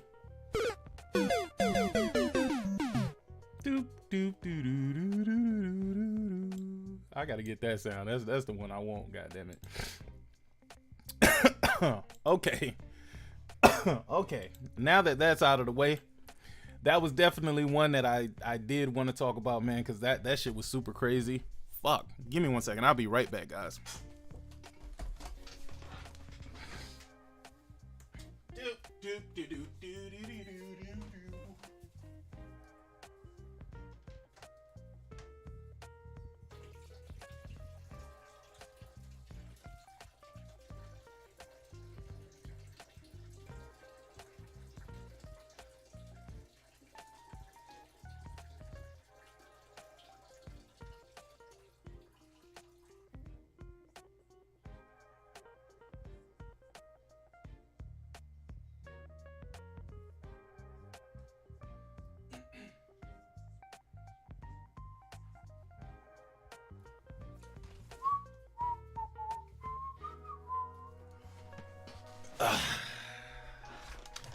Okie dokie karaoke. I am back. All right, man. I only got a few more things and then I'll let y'all get the fuck up out of here, man. But man, listen, man, I've been waiting for a long time to get back here, to this channel here. All right, now this story that I'm about to put up next, I found this to be extremely crazy, but I also find the reason that they were down there to be crazy as well. I found it to be crazy as shit, man. There were 4 African Americans. We're just gonna call them 4 Americans though. They went down to Mexico. They were going because I guess their homegirl or whatever, she wanted to go and get some cosmetic surgery done. And I am like the biggest opponent of cosmetic surgery, dog, because I really feel like, dog, are you really that I mean, dude, do you really hate yourself? Do you really hate what you see so bad that you feel like you need to mutilate your body to get it where you need it or where you want it to be? Where you want it to be, not where it needs to be, but where you want it to be. So I'm not really a big proponent of that at all. I am the biggest opponent of that for sure. But when I saw this story, man, I thought it was so fucking crazy, dude, because the second they got into Mexico, they ended up getting fucking kidnapped. And then one of the dudes that didn't even want to go, the one dude where his gut was telling him, oh man, something ain't right about this shit, he ended up dying. Yo, that's the craziest shit I ever seen in my life, dog. Here we go. We begin our 8 o'clock hour with breaking news. These 4 Americans abducted in broad daylight in Mexico have been found. Sadly, 2 of them are dead. One was wounded. One person was unharmed. It's not clear where or how they were found. The group was kidnapped Friday at gunpoint after they traveled to Matamoros across the border from Brownsville, Texas. Based on receipts, the FBI says one of the Americans went to Mexico for a medical procedure. They've been identified as Zindell Brown, Eric James Williams, and cousins Latavia Tay McGee and Shaheed Woodard. They were all from South Carolina. Authorities believe a Mexican cartel likely mistook them for Haitian drug smugglers. Oh, that's crazy. There's a lot to unpack. That's crazy, dog. They took them for Haitian gun smugglers? That's crazy, dog. You know, first and foremost, man, I ain't got no business in Mexico, dog. None whatsoever. I don't want to go to Cabo. I don't want to go to any of those fucking places in Mexico, man. And Mexico may be the greatest place in the fucking world, bro. It might be the most beautiful thing you've ever seen in your life. But with all the bullshit that's going down with the cartels down there, why would anybody in their right mind be going down there? And the other question that I ask myself is, why would you go down there and why would you not have somebody with you that's native to the fucking place? Why wouldn't you have somebody who speaks, the language, the native language there, right? Like, why wouldn't you have like a tour guide with you to make sure you don't end up in the bullshit? After that shit happened with Shanquella Robinson, where she went down there and her friends beat her to fucking death in fucking Cabo or whatever it is, like, and seeing how they handled that situation, I would have never took my black ass to no fucking Mexico, bruh. Not a chance. Not a chance. I'm telling you, that is some of the craziest shit I've ever seen in my life, though. But in this case, I don't think that they were even, doing anything crazy down there. They were just going so the girl could get her cosmetic surgery shit. That's crazy, nigga. I'm about to die for your BBL, bro. Like, for real? Nah, dog. I ain't dying for nobody BBL, bro. And it's just it's such a wild scenario where it just doesn't make a lot of sense, man. Because the people who stopped them thought that they were Haitian gun smugglers, but how in the fuck can you think that if you first of all, you kidnapped me, but after you checked my vehicle, you would have realized that I'm not the right person.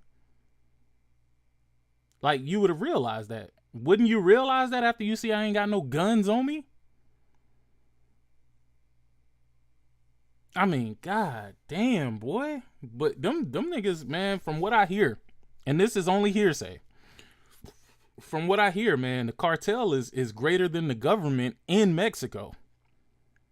You know what I'm saying? So it's like, bro, why would y'all want to go down there? And I know a lot of people go down there for spring break. Why would y'all go down there? Like, I don't give to be honest with you, bro, there is nothing in Mexico for me, bro. There is nothing in Brazil for me, bro. Like, I don't know why y'all people be want to go places that just, what the fuck are you even doing there? You know what I'm saying? Like, if I can't speak the native language of the people who live there, bro, I don't need to be there. I don't need to be there. I'm sorry. Sorry. I can't do it. I mean, that don't mean that y'all can't go and have fun, man. Y'all can do as y'all please, bro. I'm staying away from any of these fucking places, bro. You would not find me in Haiti. That is never gonna fucking happen, bro. I'm sorry. Hey, and I'm gonna tell you, Haiti is just a different place altogether, dog. Let me tell you, I've heard from way too many people, bro, that the shit that we consider to be zombies and shit like that shit is all too real down there. Like, all too real down there. So, you know, and I haven't heard it from just one person. It's not like I heard it from one person. No, I've heard it from different people that have no connection to each other. You wouldn't catch me in Haiti bruh. I ain't going down there, dog. I'm cool. It's too much going on in the world, bruh. I got too much to live for, bro. I can't be out here dying over stupid shit. Especially things that are out of my control, because you gotta imagine how these people felt when they realized, yo, these people are trying to kidnap us. Yo, these people are literally trying to abduct us. Once they realized that, bro, you know where the fear levels went? And then you realize that this is the cartel? Where these niggas be fucking chopping off people's heads and shit? Like they part of the Taliban or something like that? Bruh, nah. Nope. You couldn't get me down to Mexico, bro. You couldn't pay me to go to Mexico, bro. I'm sorry, I can't. Y'all niggas can stunt on the gram. Go stunt on the gram. Go stunt on the gram in Mexico, man. Go do it. You won't catch me doing it. Nope. Not this guy. Let me see if they give a little bit more information on this. Hack here. A lot of people really alarmed by this, wanting to find out more about what happened here. So for more on this, we want to go out now live to Greg Rogers, who's joining us here on Live Now from Fox. Why she look like an alien, dog? I don't know what the fuck this shit is that she put on her eyes, dog, but she look like a fucking alien. The former FBI agent. Greg, you have a lot of experience from the work that you've done. This also includes narcotics. What can you tell us just about this area in which this happened? How dangerous is it?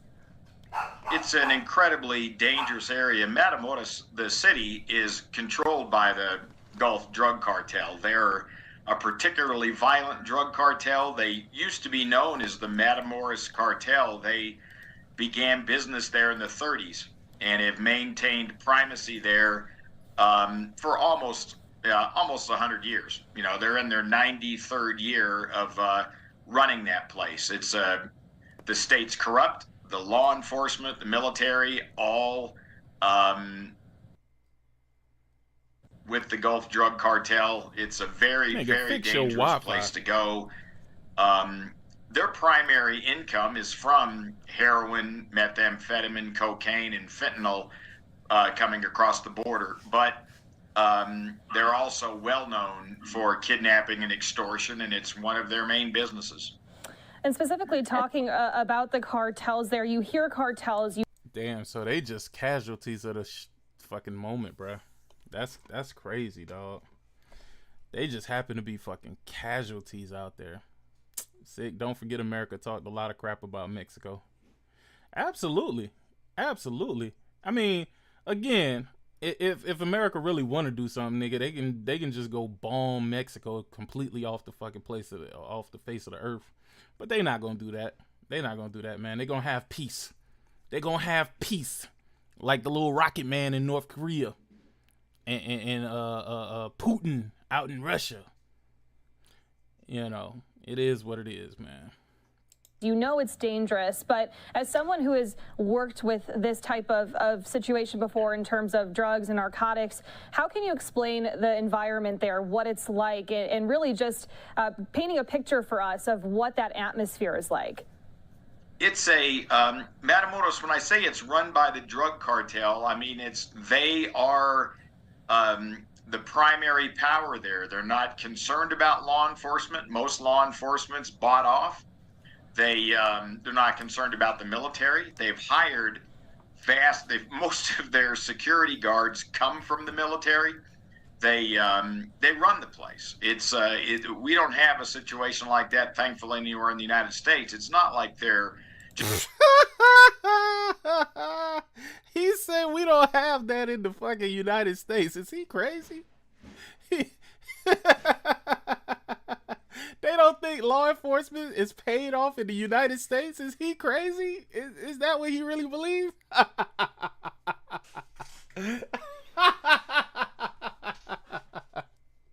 Hey, dog. Hey, listen, man. I'll talk all the shit I can about fucking Mexico, but honestly, bruh, let's not play like the U.S. is any fucking better, dog. Like, come on, man. Just have some influence. They own that place. They run Tamaulipas. They run Matamoros, and nothing happens there that that they don't have something to do with. They're actually so brazen that they do kidnappings in Brownsville and McAllen. They come across the border into the United States.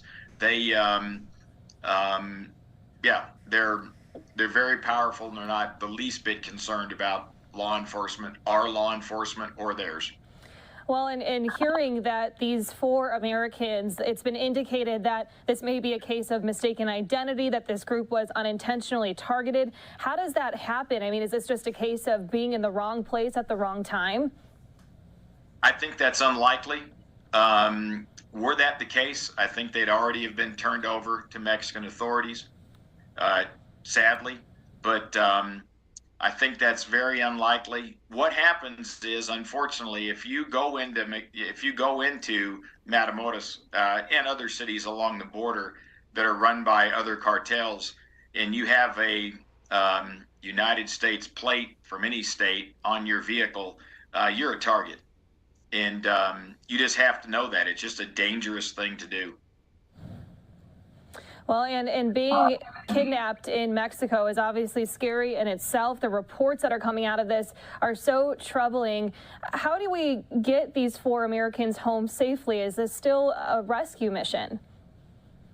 Yes, it's a rescue mission, because what's going to happen if they were kidnapped by the cartel, they're going to, what the cartel's sort of modus operandi is they ask for large amounts of money that most people, and I mean multiple millions, they ask for money that most people don't have access to and can't come up with. And then if you can't do that, they'll also demand that you assist them in getting narcotics into the United States. So it's a very, very dangerous situation. And we don't have, unfortunately, we have agents that work that area, but it's very difficult to have sources in Matamoros, and it's very difficult to do any proactive American law enforcement in those states, because you can't rely on your law enforcement partners on the other side of the border. Someone will give you up. Well, and speaking of money reward here, the FBI is offering $50,000 for any information that can lead to locating these victims or helping to arrest the kidnappers. Do you think that's enough? If we're talking millions, like you just said previously, is $50,000 even close to being enough to try to get some information here? No, again, tragically, if you live on that side of the border and you know something, and you cooperate with American law enforcement, the Gulf Cartel they will kill you. And the region in which this happened is one of 6 Mexican states that the U.S. Department warns against travel for due to the increased risk of crime and kidnapping there. And we just heard from in that last report that the 4 Americans that were there were going there for medical reasons. Obviously, there have been some really awful, deadly stories to come out of some trips that Americans have taken to Mexico. But with this being so dangerous, knowing that these 4 people were going for medical reasons, to your knowledge, is that damn. Yo, Mexico. Oh, why do Mexico look like like the fucking places that be in Far Cry, dog? Like, I swear, when I'm looking at the pictures that they're showing here, well, the video that they're showing here and showing how this shit look, I swear Mexico look like it's fresh out of a goddamn Far Cry game. Like, this is crazy. Dude, and they got fucking military personnel just in regular places, bro. What the fuck is going on down there? Sheesh. Man, shout out to the people in Mexico, man. Shout out to y'all. And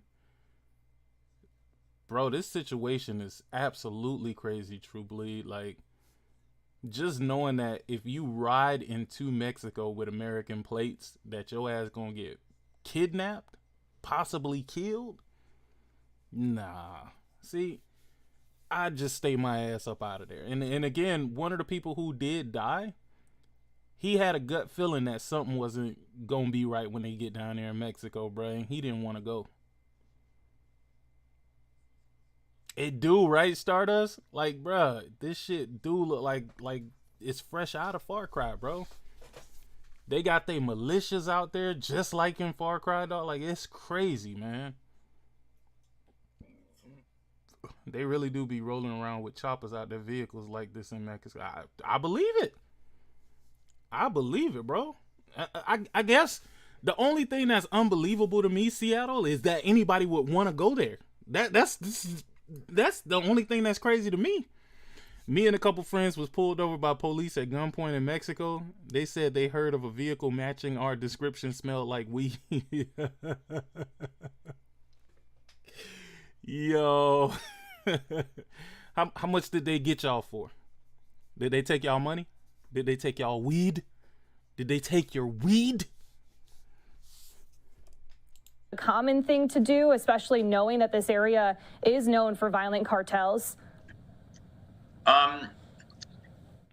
Dog, when I saw what erupted when El Chapo or his son got locked up or some shit like that, dog, these niggas was out in the streets with big ass fucking guns, dog, attached to these fucking trucks and cars and shit like that, dude. They was out there fucking shooting shit up like a nigga that's in a rampage in like Grand Theft Auto, or a nigga that's on a rampage in fucking Far Cry, dog. The man was just shooting shit up, dog. I'm like, yo, these niggas is crazy out here, dog. CJN is one of the most dangerous cartels. CJN is one of the most dangerous cartels in Jalisco, Mexico. Man, bro, everywhere you go, nigga, you gotta deal with a faction of fucking enemies, dog. Like, nah, I don't know how the people in Mexico do it, but I see why they be trying to escape now, dog. I see why they be trying to get the fuck out of Mexico, trying to cross the border, bro. They are not trying to be fucking around, dog. And I see why, though. Yo, Mr. Go Try Hard Uchia, bro, I'm telling you, dog. Bro, I got too much to live for to be going out there and getting kidnapped on a humdum. Like, you know what I'm saying?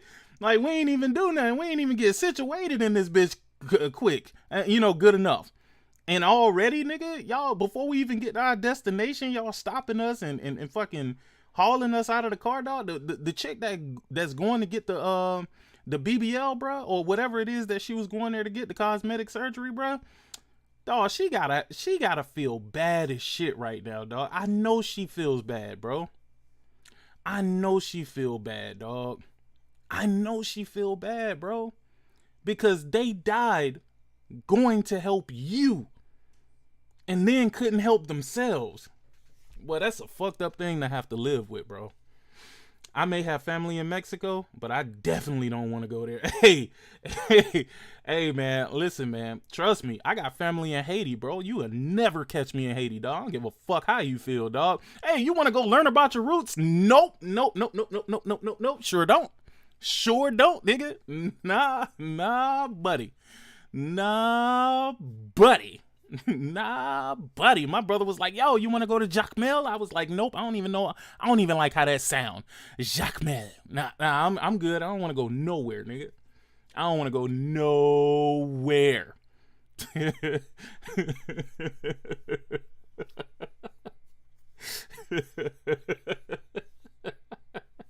Do you want to go to Jacmel? No, I want to go to fucking Jacmel, nigga. There's places in the United States I don't even want to go to, nigga. You think I want to go out of the country? Nah, big dog. I'd rather take my chances here. Was a lot more common because you can get prescription drugs across the border for, pennies on the dollar, literally. But in recent years, I think our State Department has done a pretty good job of advising people, and people who live on the border, have, they know because they have associates and friends and know people who've had difficulty for crossing. So my take on that would be there's easier ways to get medications. And I'm not recommending anybody do anything illegal, but there's all sorts of online pharmacies you can get meds for cheaper. Nah, nigga, go to Canada. Hey, I'm gonna be real with you, dog. I want to go to Canada. I want to go live in Canada, bro. I really do. I think I'm gonna see if I can get dual citizenship, dog. I'm gonna see if I can go get my Canadian citizenship, dog. At least if I'm over there, I can get some free healthcare, bro. I can't get shit over here, nigga. But at least I can go get some free healthcare over there, nigga. I'm moving to Canada. I'm gonna go move to Canada. I don't know where. I'll probably go move to Quebec or something like that.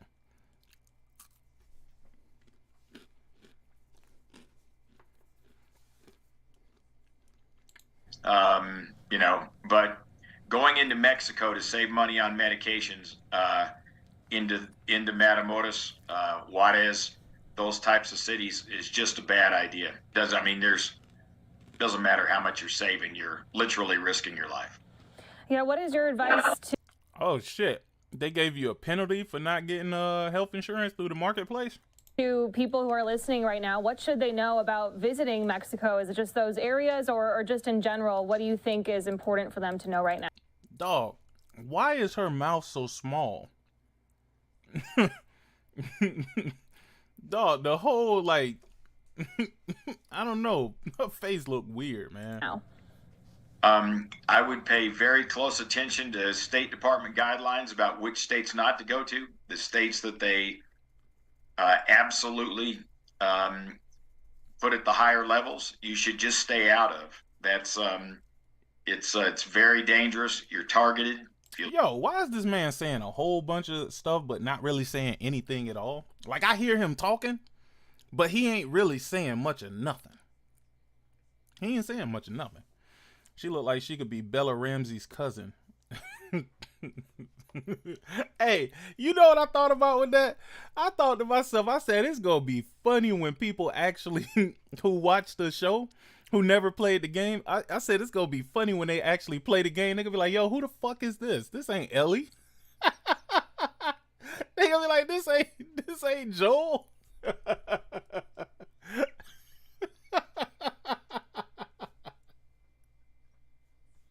Oh, man. Yo, that shit is crazy, fam. It's gonna be funny because they gonna be looking at the game like we looked at the show. Like, who the fuck is these You people? look like an American. If you're driving a car with American plates, you're just a target. There's no reason to go. I mean, it's just too dangerous right now. There are states that that different drug cartels run, and it's bad. For the life of me, you just. All right, man. All I'm gonna say is, man, keep y'all ass out of Mexico. You know what I mean? Only go if you know where the hell you going. Only go if you have some information about where you're going. Man, stop trying to be like these Instagrammers and these TikTokers, bro. Stop trying to pretend like you really doing it and you really got it like that, cause boy, man, these people, man. These people losing their life over some nonsense, man. Now, this next story coming up is even trippier. Remember earlier in the stream, we were talking about accountability and women taking accountability and shit like that, right? Well, this next story is a pretty interesting story. It's a pretty interesting story because when I heard about it, at first I couldn't understand why everybody was up in arms. I couldn't understand why everybody was upset, why everybody was mad. I'm like, dog, they are consenting adults. They are grown. Sure, they wear a badge and carry a gun, but dog, they out here fucking. Like, I don't care. Like, you know what I'm saying? That's kind of how I felt, right? But boy, oh boy, when this motherfucker got in trouble, she say, oh nah, it wasn't just me. I tried to say no. They made me do it. They made me do it. They didn't make you do shit, bitch. You was fucking with everybody at the station and you were married. How the fuck they making you do anything? When you was approached and somebody told, you know what? Let me not even say that. I'm getting ahead of myself. But this is what I call the Thot Pocket Cop. The Thot Pocket Cop. That's what I call it. Let's get into the story. Police department. 5 officers and the police chief all fired. One of those officers, Megan Hall, became the face of the scandal and the target of nationwide ridicule, and she's now filed a federal lawsuit. She became the target? She became the target of the scandal? Hold on, man. One of those officers, Megan Hall, became the face of the scandal and the target of nationwide ridicule, and she's now filed a federal lawsuit. Tonight in an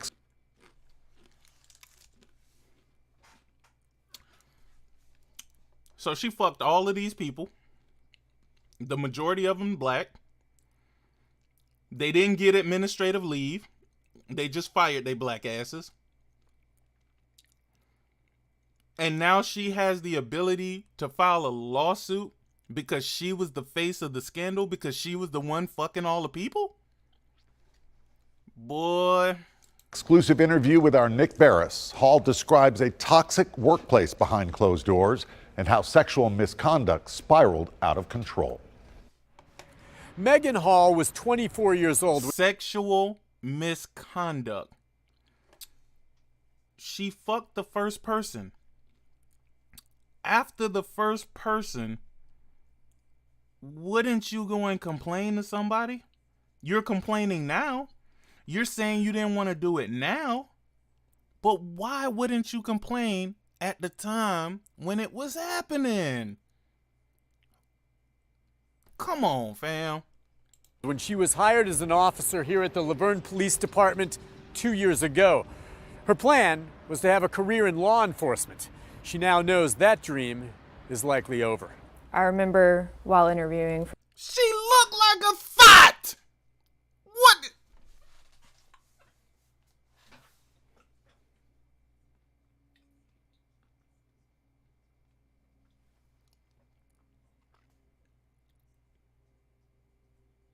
All of a sudden, now she wear glasses.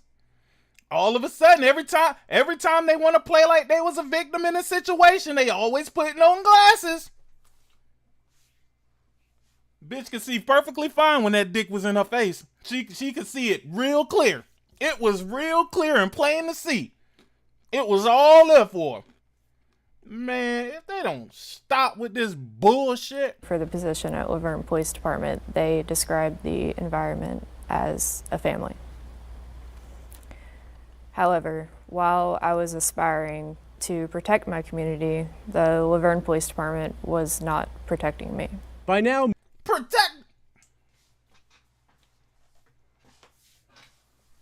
Bro, this shit make me so mad, dog. This shit make me so mad, bro. So she could make all these bad decisions and then turn around and be like, oh no, they did this to me. Oh no, all this happened because they did it to me. I could never walk away because they did it. Man, fuck out of here with this fucking victim mentality, bro. Most of the country knows what happened. Hall, 4 other officers, and the police chief were fired last month. This after 2 separate investigations found that Hall engaged in sexual activity and or shared intimate photos and videos with several male officers. The chief and 2 sergeants were among. So please explain to me, how did they force her to share pictures of her naked body on her cell phone? How did they get her to do that?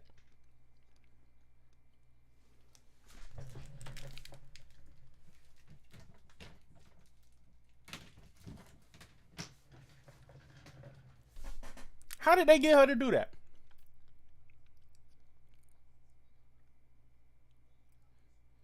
How did they get her to do that?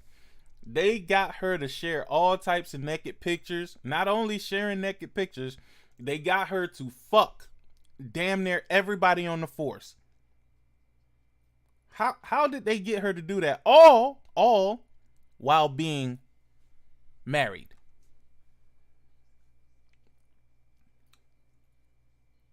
And what gets even crazier is this dude right here. I think it was either him or him. She wanted to do some swinging shit. I think it was him. With him and his wife. How is that even possible? How is that even possible? How was she being groomed? How were they taking advantage if she was willingly participating in these adult activities? How? And then she get in the interview and put on some glasses and try to make it seem like she's this nice housewife. Get the fuck out of here, bitch. You are a hoe.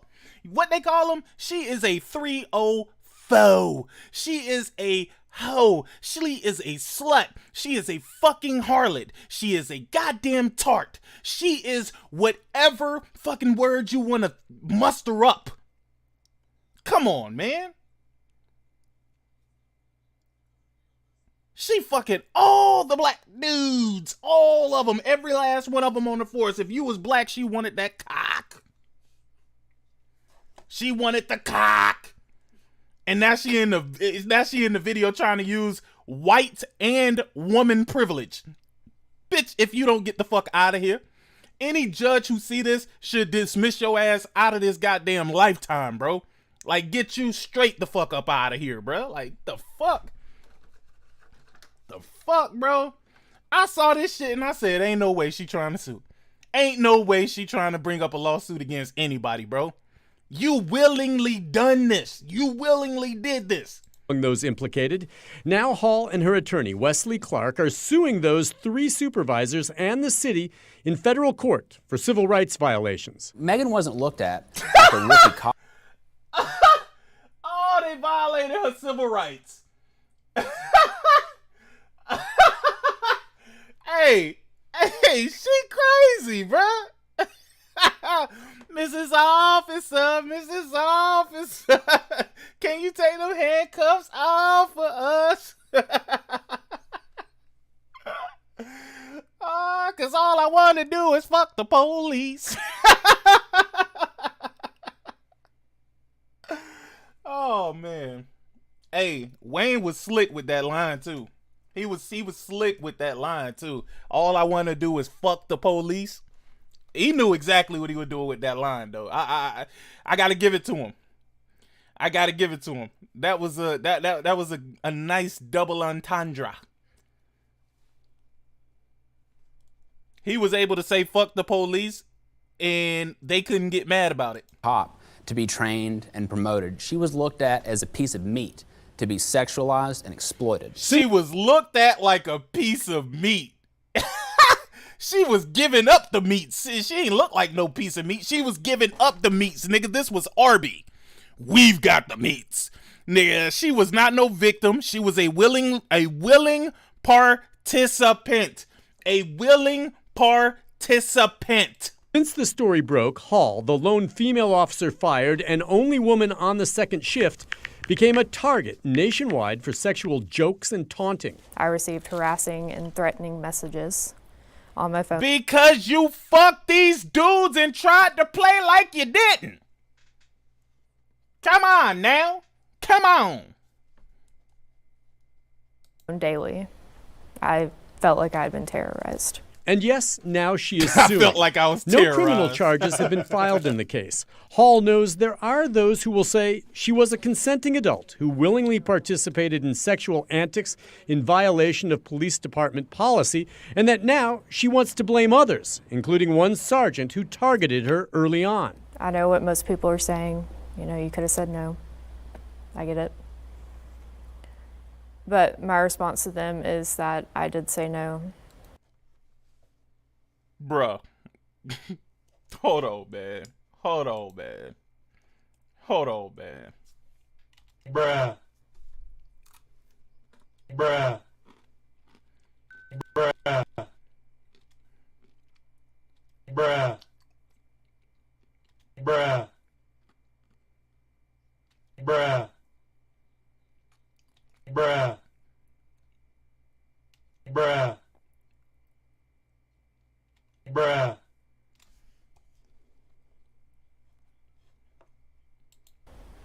And he wouldn't take it for an answer. Eventually, I gave in from pressure. So it's not as easy to say she could have just said no. She did say no on several occasions. Miss Hall tried to get out of this relationship. How do you try to get out of a relationship you should have never been in to begin with? She tried to get out of this relationship. There was no relationship. There was no relationship. There was relations, but no ship. Just relations. And she was not allowed to. Hall concedes she participated under duress. Nope. She could have transferred to a different police department. She could have done a number of things. All of this shit she's saying is absolute bullshit. She stayed and she participated. She was all good until she got caught. She was getting that ass waxed at the goddamn station. The whole team was running a choo-choo. Chugga, chugga, chugga, chugga, chugga, chugga, chugga, chugga, choo-choo. They was running a train on your little white ass and you was all good with it until your ass got fired. Talking about you was trying to build a career. Bitch, if you trying to build a career and somebody talking about you gotta suck this dick, bitch, you supposed to leave or you supposed to tell a superior. You could have got internal investigations involved. You could have done a lot. But, I mean, not internal affairs.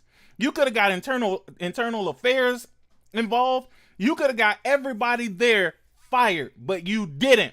You participated in all these fucking activities talking about you said no. Bitch, no don't mean yes. No don't mean open your legs and keep doing it for long extended periods of time until you get caught.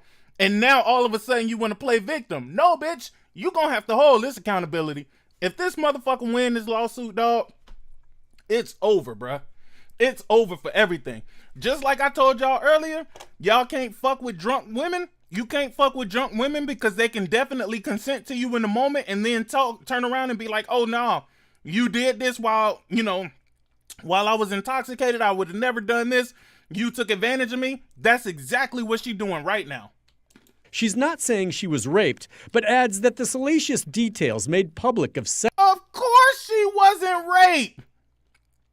Of course she wasn't raped. Bitch, you was willingly taking pictures of your body, sending it to random people across the office. You were the office thot. You were the toss around. You were the pass around.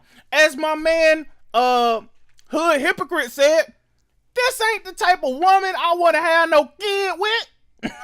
That's exactly who the fuck she was. You were a 304. You were a hoe. Ho. Use a hoe. Use a hoe. I said that you's a hoe. You're doing whole activities with whole tendencies. Hoes is your friends and hoes is your enemies. With whole energy to do what you do. Blue what you blue. Screw what you screw. Y'all professing her like DJ Clue. Pulling off my coattail. Now why do you think you take a hoe to a hotel? Hotel everybody, even the mayor. Reach up in the sky for the ozone layer. Oh, come on, player. Once a hoe, always. And hoes never close. They open like hallways. Hey. If that ain't the truest song in the world, if that ain't the truest song in the world, I don't know what is. This hoe is trying to play like she wasn't a hoe. I said no, but they did it anyway. I said no, but I sent the pictures anyway. I said no, but I invited them to swing. I said no, but I did everything that said yes. What the fuck? They took advantage of me. I was the only woman fired.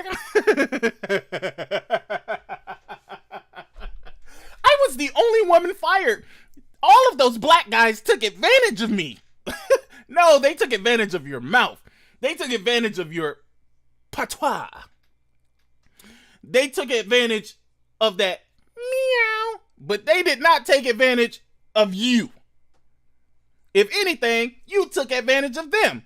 Hey, it's cool. You might have a high libido. Maybe you just love fucking a lot of people. Just say that. Don't be like you treated me like a hoe and then you outed me like a hoe. Like you're a hoe. Like what the fuck? You can't sue me for calling you what you are.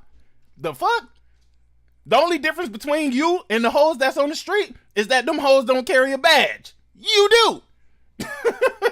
Sex on the Job put her alone center stage and do not tell the whole story. They isolate. What is the whole story? They say that they fucked you. They fucked you. Fucked you, they did. What other part of the story do we need to hear? What other part of the story do we need to know? Because the text messages say something totally different. The messages in general say something totally different. Them glasses are not giving you the exception that you would like because we are not accepting the bullshit that is coming out of your mouth, lady. The fuck? You got dick teeth. Look at your teeth. Her teeth look like they... You know what? I can't with this shit. I can't with this shit. How the fuck you are a hoe and you're trying to pretend like you're not a hoe, but you're saying, yes, I am a hoe. I feel bad that they put me out there like a hoe. Like if they had not put me out there like a hoe, then I'd have been okay with all of this. But now the internet is memeing me and they're all saying that I do gangbangs. And now all of the white people looking at me like I'm white trash and they would never fuck with me because I had some black cock. And all the black people looking at me like, yeah, I'd have did the same thing too. But now they're making fun of me. Oh my God, they're hurting my feelings. Yes, I know I was supposed to be a law enforcement officer. Instead of being on duty, I was getting duty. I mean, the fuck? This is crazy. They bullied me. They shunned me. They accused me. And they accused you? What the fuck is going on? What is she talking about? How do they accuse you if even you say you did what they say that you did? How are they accusing her? They blamed me for becoming a victim. They blamed me for becoming a victim. Bitch, you are only a victim because your ass is on blast. The fuck? Fuck these victim ass Ooh. I ain't gonna even lie. I'm laughing, but this shit pisses me off to no fucking end. Do stupid shit, win stupid prizes, then pretend like you were just a victim of this whole scenario. Bitch, you wasn't no victim. You were the perpetuator. You think all of them black dudes would just be fucking you and raping you and taking advantage of you? Well, she didn't say they raped her. But they would be taking advantage of you? Are you fucking crazy? They already know what the consequences of you just because of the color of their fucking skin. But you want to convince everybody that these dudes just took advantage of you? Man, fuck out of here. Nigga, they ran a police gangbang on you, bitch. The fuck? Hoe-ass hoe? No chin having asshole. That's how I know you lie. That's how you know she lying. She ain't even got no chin. She ain't even got no chin. That shit just go from... Dog, she ain't even got no chin, bro. That's how you know she lying, bro. She lying like... She lying like a motherfucker, dog. She lying like a motherfucker. And your husband told you the only way he was gonna stay with you is if you brought a lawsuit on the entire fucking department and tried to get them some money. And even though when you win the money, he gonna take the money and still leave your dumb ass bitch because he know he can't trust your old thought ass nigga. Fuck out of here. Suffered from depression to the point of considering suicide and at one point was hospitalized. She felt trapped. My supervisors worked together. How do you feel trapped? You don't have to stay at that job. You could have left and went somewhere else. You could have said, I want to be transferred to a different department. You could have spoken with a different department. Bitch, she playing, come on, dog, stop playing this role. Don't nobody believe you. Ain't nobody got no sympathy for your big forehead ass sweating like that. You sweating like that and you ain't even doing nothing, Miss Piggy. Fuck out of here. To take advantage of my vulnerabilities and my mental health. And oh, no, this bitch didn't. No, she didn't. Oh, no. No. We are not doing that. Nope. We are not doing that. We are not gonna fucking do that. Nope. We not gonna let you use that. We sure ain't. You ain't finna throw mental health in there now. Oh, no. Your health was just fine when you were getting piped out. When you was getting your back blown out, when they was punching dick up in you, you was mentally okay. You were okay. The only reason why your mental health in question now is because the whole world know that you a fucking hoe. That's why. Hoe ass bitch. For their gain and sexual pleasure. And that included the police chief, Chip Davis. The independent investigation found he was aware of what was going on and even received intimate photos and videos of Hall. So it wasn't enough for you to be fighting, for you to be fucking the supervisors and shit like that, but the chief of motherfucking police, you had to send them dirty news to him too? She wanted to get piped out by Sarge. She was trying to move up the ladder quick. She was trying to go up the chain of command fast as fuck. She did not want to go ahead and do her duty and actually do her fucking job. She thought that she was finna skate through the top with the mouth. That's what she thought. She thought she was gonna fuck her way to goddamn sergeant, and it didn't work out. Who do you even turn to when the chief of police is sexually harassing you? The chief of police is sexually harassing you when you was the one who sent the chief of police fucking nudes. No fucking way. How could I get justice when the entire system... Bitch, how in the hell you gotta read off a paper of what you should be able to bring out your fucking mind? Get the... She needs the paper to recollect how she feels and how she felt. Get the fuck out of here reading that fucking script. Bitch, if you don't get the fuck out of here with that nonsense, nigga, ain't nobody taking that shit, dog. Fuck this stupid ass bitch, bro. System, including the chief, not only condoned such behavior, but participated in it. I was lost and I felt alone. I was lost and I felt alone. Come again? I was lost and I felt come again? I was lost and I felt nah, run that back. I was lost and I felt alone. 'Cause bitch, you was alone. It was only you. It wasn't nobody else. It was you. When the calls came in, it was you. Getting piped down at the station, it was you. Inviting people to swing, it was you. Who the hell else you wanted to be? It was you.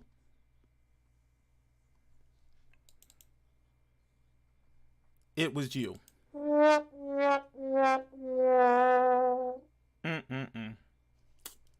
Let's go. I had no one to turn to, and I had nowhere to go. Hall now realizes her career in law enforcement is likely over, and she knows those ugly memes on social media will remain. Yep. This is exactly what you do. After she tell all these stories, you embrace her and make her feel like, yes, you were a victim in this, honey. You were a victim. They gave you all this dick and you know you didn't want it, girl. They took advantage of you. Fuck out of here, bitch. Ain't nobody take advantage of you. The fuck, boy. Memes on social media will remain forever. Her reputation sullied. No woman should ever have to endure this type of abuse. So don't fucking do it!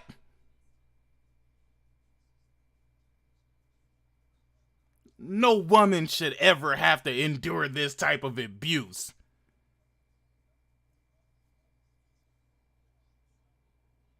The fuck is she talking about? She out here getting gutted like a fresh fish, dog. Like a fresh caught fish. She out here getting gutted like a fresh caught fish. And talk about some no woman should ever be treated like this.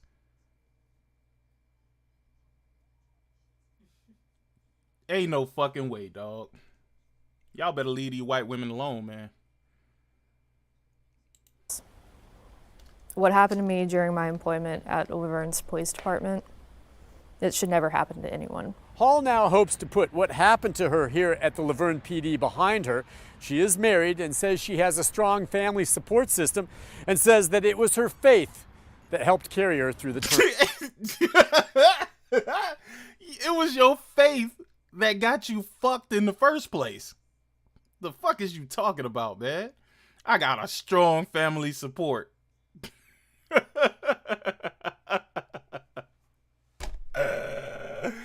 this shit is something. This is something else, man. This is something else, bro. I ain't never seen no shit like this in forever, bro. Like, what the ever-loving fuck, bro? Turmoil. Nick Barris, News Channel 5. Nick, thank you. Hall's federal lawsuit names 2 supervising sergeants, the police chief, and the city of Laverne. The city has not responded to the lawsuit. Man, I hope they rake this bitch over the coals, dog. I really do. I hope they take this bitch to the fucking cleaners, bro. I hope this bitch don't get a penny. I hope she don't get a cent. I hope she don't see a dime. I hope she don't get a fucking nickel, dog. I really don't hope I hope she don't get nothing, dog. You know what? I hope when she wake up, she's just surrounded by a whole bunch of black cocks, bro. Like, that's what I hope she get. I hope she don't get a single thing else. Just a whole bunch of dicks. Dog, get the fuck out of here, bro. Get the fuck out of here, bro. I can't do it. I can't do it. That bitch, boy.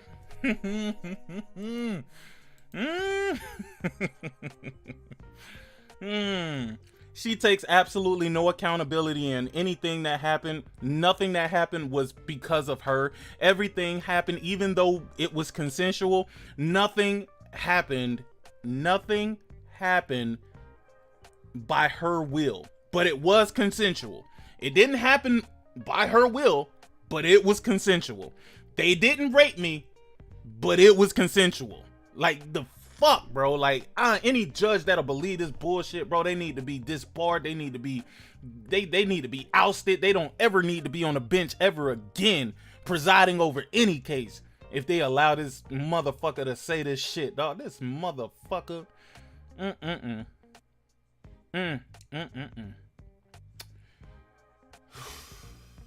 Boy, look at him. All right, moving on, man. Moving on, because this Becky got me hot right now, bro. She got me hot right now. Well, I'm 38 hot right now, bro. I can't believe this shit, dog. I can't believe it, bro. But whatever. Moving on, man. This was a story that I saw accused of abandoning her that 2 was children really was crazy. This lady literally left her kids home for like 2 months with nothing but fucking like seasoning shit in the fucking cabinets, bro. She was paying the bills and everything, but this bitch abandoned her kids, dog. And you know why I hate this so much? I hate this so much because dudes be wanting their family, dog. Like, dudes be wanting their kids. They be wanting to get their kids. But for some strange fucking reason, they always want to give custodial custody to the fucking mother, dog. And this shit, dog, this shit irked me so bad, bro. She left them kids to starve there, bro. They had to call, the kid had to call her daddy in Cali, bro. To send them some money so that they can get some food, bro. Like, that's so crazy to me, bro. Smart on the kids' behalf, but shame on this bitch. Miles when she was arrested 3 states away. Yeah, kind of a bizarre photo there. Well, officers found Raven Yates in Alabama more than 2 months after she vanished. ABC 13's Brianna Connor is getting new facts on her arrest. And Brianna, what's next for this woman? Raven Yates still needs to be processed in Mobile, Alabama before she's brought back here to Montgomery County to face the charges against her. Detectives working this case had been looking for Yates for about 3 months. I'm told law enforcement in Mobile had to break down the bedroom door of an older man's apartment to find her. The popularity of it got a lot of people interested in it. Raven Yates gained thousands of followers and has been trending on social media ever since she made headlines for accusations of abandonment. Dog, these bitches in this social media shit, bro. God. Dog, what is wrong with y'all? What is wrong with y'all, dog? How does your real life take a backseat to this fucking imaginary fucking internet shit, dog? How? Motherfuckers be falling in love with attention from random ass fucking strangers, bruh. Like, this shit, man. Roman Forest police say she left her 12-year-old daughter and 3-year-old son all alone for 2 months. Investigators say they had to fend for themselves with little food or medicine at this house on Maplewood Ridge Drive while Yates lived in Alabama. I've never seen anything like that, and I've never seen anybody play into the camera and play into the social media as she has. The entire time, Yates was posting provocative images like these online while fully aware there was a warrant out for her arrest. Roman Forest Police Chief Stephen Carlisle says tips poured in from the public, and that's what eventually led to her arrest in Mobile. This photo capturing Yates in cuffs and seemingly unbothered by the allegations that she put her own children in danger. I think was playing for the camera. She wanted to have a smile. She wanted to look good. Yates' 12-year-old is with her father, who lives out of state.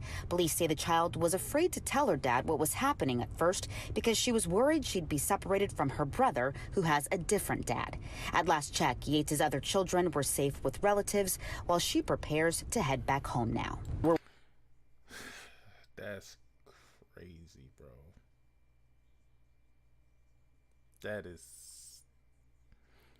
This whole thing is just extremely sad. If you knew you didn't want these kids, then why you ain't reach out to their fathers? Why didn't you reach out to their fathers and try to get their fathers involved if you knew? It's like, dog, they get so caught up in collecting this child support, and I can't put that on her because I don't know if she was collecting child support or not. But they get so caught up in collecting child support that they totally forget about the kids and forget that the child support is actually for the fucking child, dog. And that's why they don't be wanting the dads to have the fucking custodial custody, bruh. They don't want the dad to be the custodial parent, because then they can't file for child support, bro. Again, I don't know if that's what the case is here. What's up, Eric? I don't know if that's what the case is here, so I'm not going to make it seem like I know that that's what it is. But usually that's what it is when they don't want to give the father the actual kids. And I think that's fucked up, bro. I think that's some of the craziest shit I've ever seen in my life, dog. But yet they allow the woman to make the decision on whether or not they're gonna keep the kid, right? They allow the woman to be very terrible to these kids. You know how many situations I've seen where kids have died because they were in fucked up situations, and the dad be trying their hardest to get the kids. They won't allow the dad to get the kid, and then something end up happening to the kid. It's so crazy, dog. And y'all see why my man, Hood Hypocrite, why that nigga say, I don't want these kids. I told you I ain't want these kids, especially not with somebody like you. That's what he said. This is the type of shit that he running from. This gotta be the type of shit that he running from. He know these bitches ain't no good. He just want to have a good time. He just want to fuck something. He just want to skeet up in something, and then he want to get off. You know what I mean? He say he'll pay for the abortion or the Plan B, bruh. He say he gonna pay for the abortion or the Plan B, but he do not want no kid from you crazy bitches, man. We're waiting for her to be extradited back to Montgomery County, and then, of course, we'll be able to interview her and find out her side of the story. And her we'll side of there. the story. Her side of the story. Please let me know what she could tell them to justify her leaving her kids 2 states away. What could she say that'll make them say, you know what? I understand where you were coming from. You know what? You did exactly what needed to be done. There ain't no second side to hear from this. She abandoned those kids. She abandoned them. There is no other side to this. There is nothing that she can say that will make any of this any better. None. Nothing. Nada. Nada. This shit crazy, man. She could spend 20 years behind bars and away from social media. Y'all gonna let this bitch out in 1.5 years or something like that, or she probably won't even go to prison. She probably won't go to jail. Y'all will probably put before y'all will get a fucking dad to kid, y'all will put the kid in fucking social services. Y'all will send them to the state. You know what I mean? Like, this is just, disgusting, man. Disgusting, man.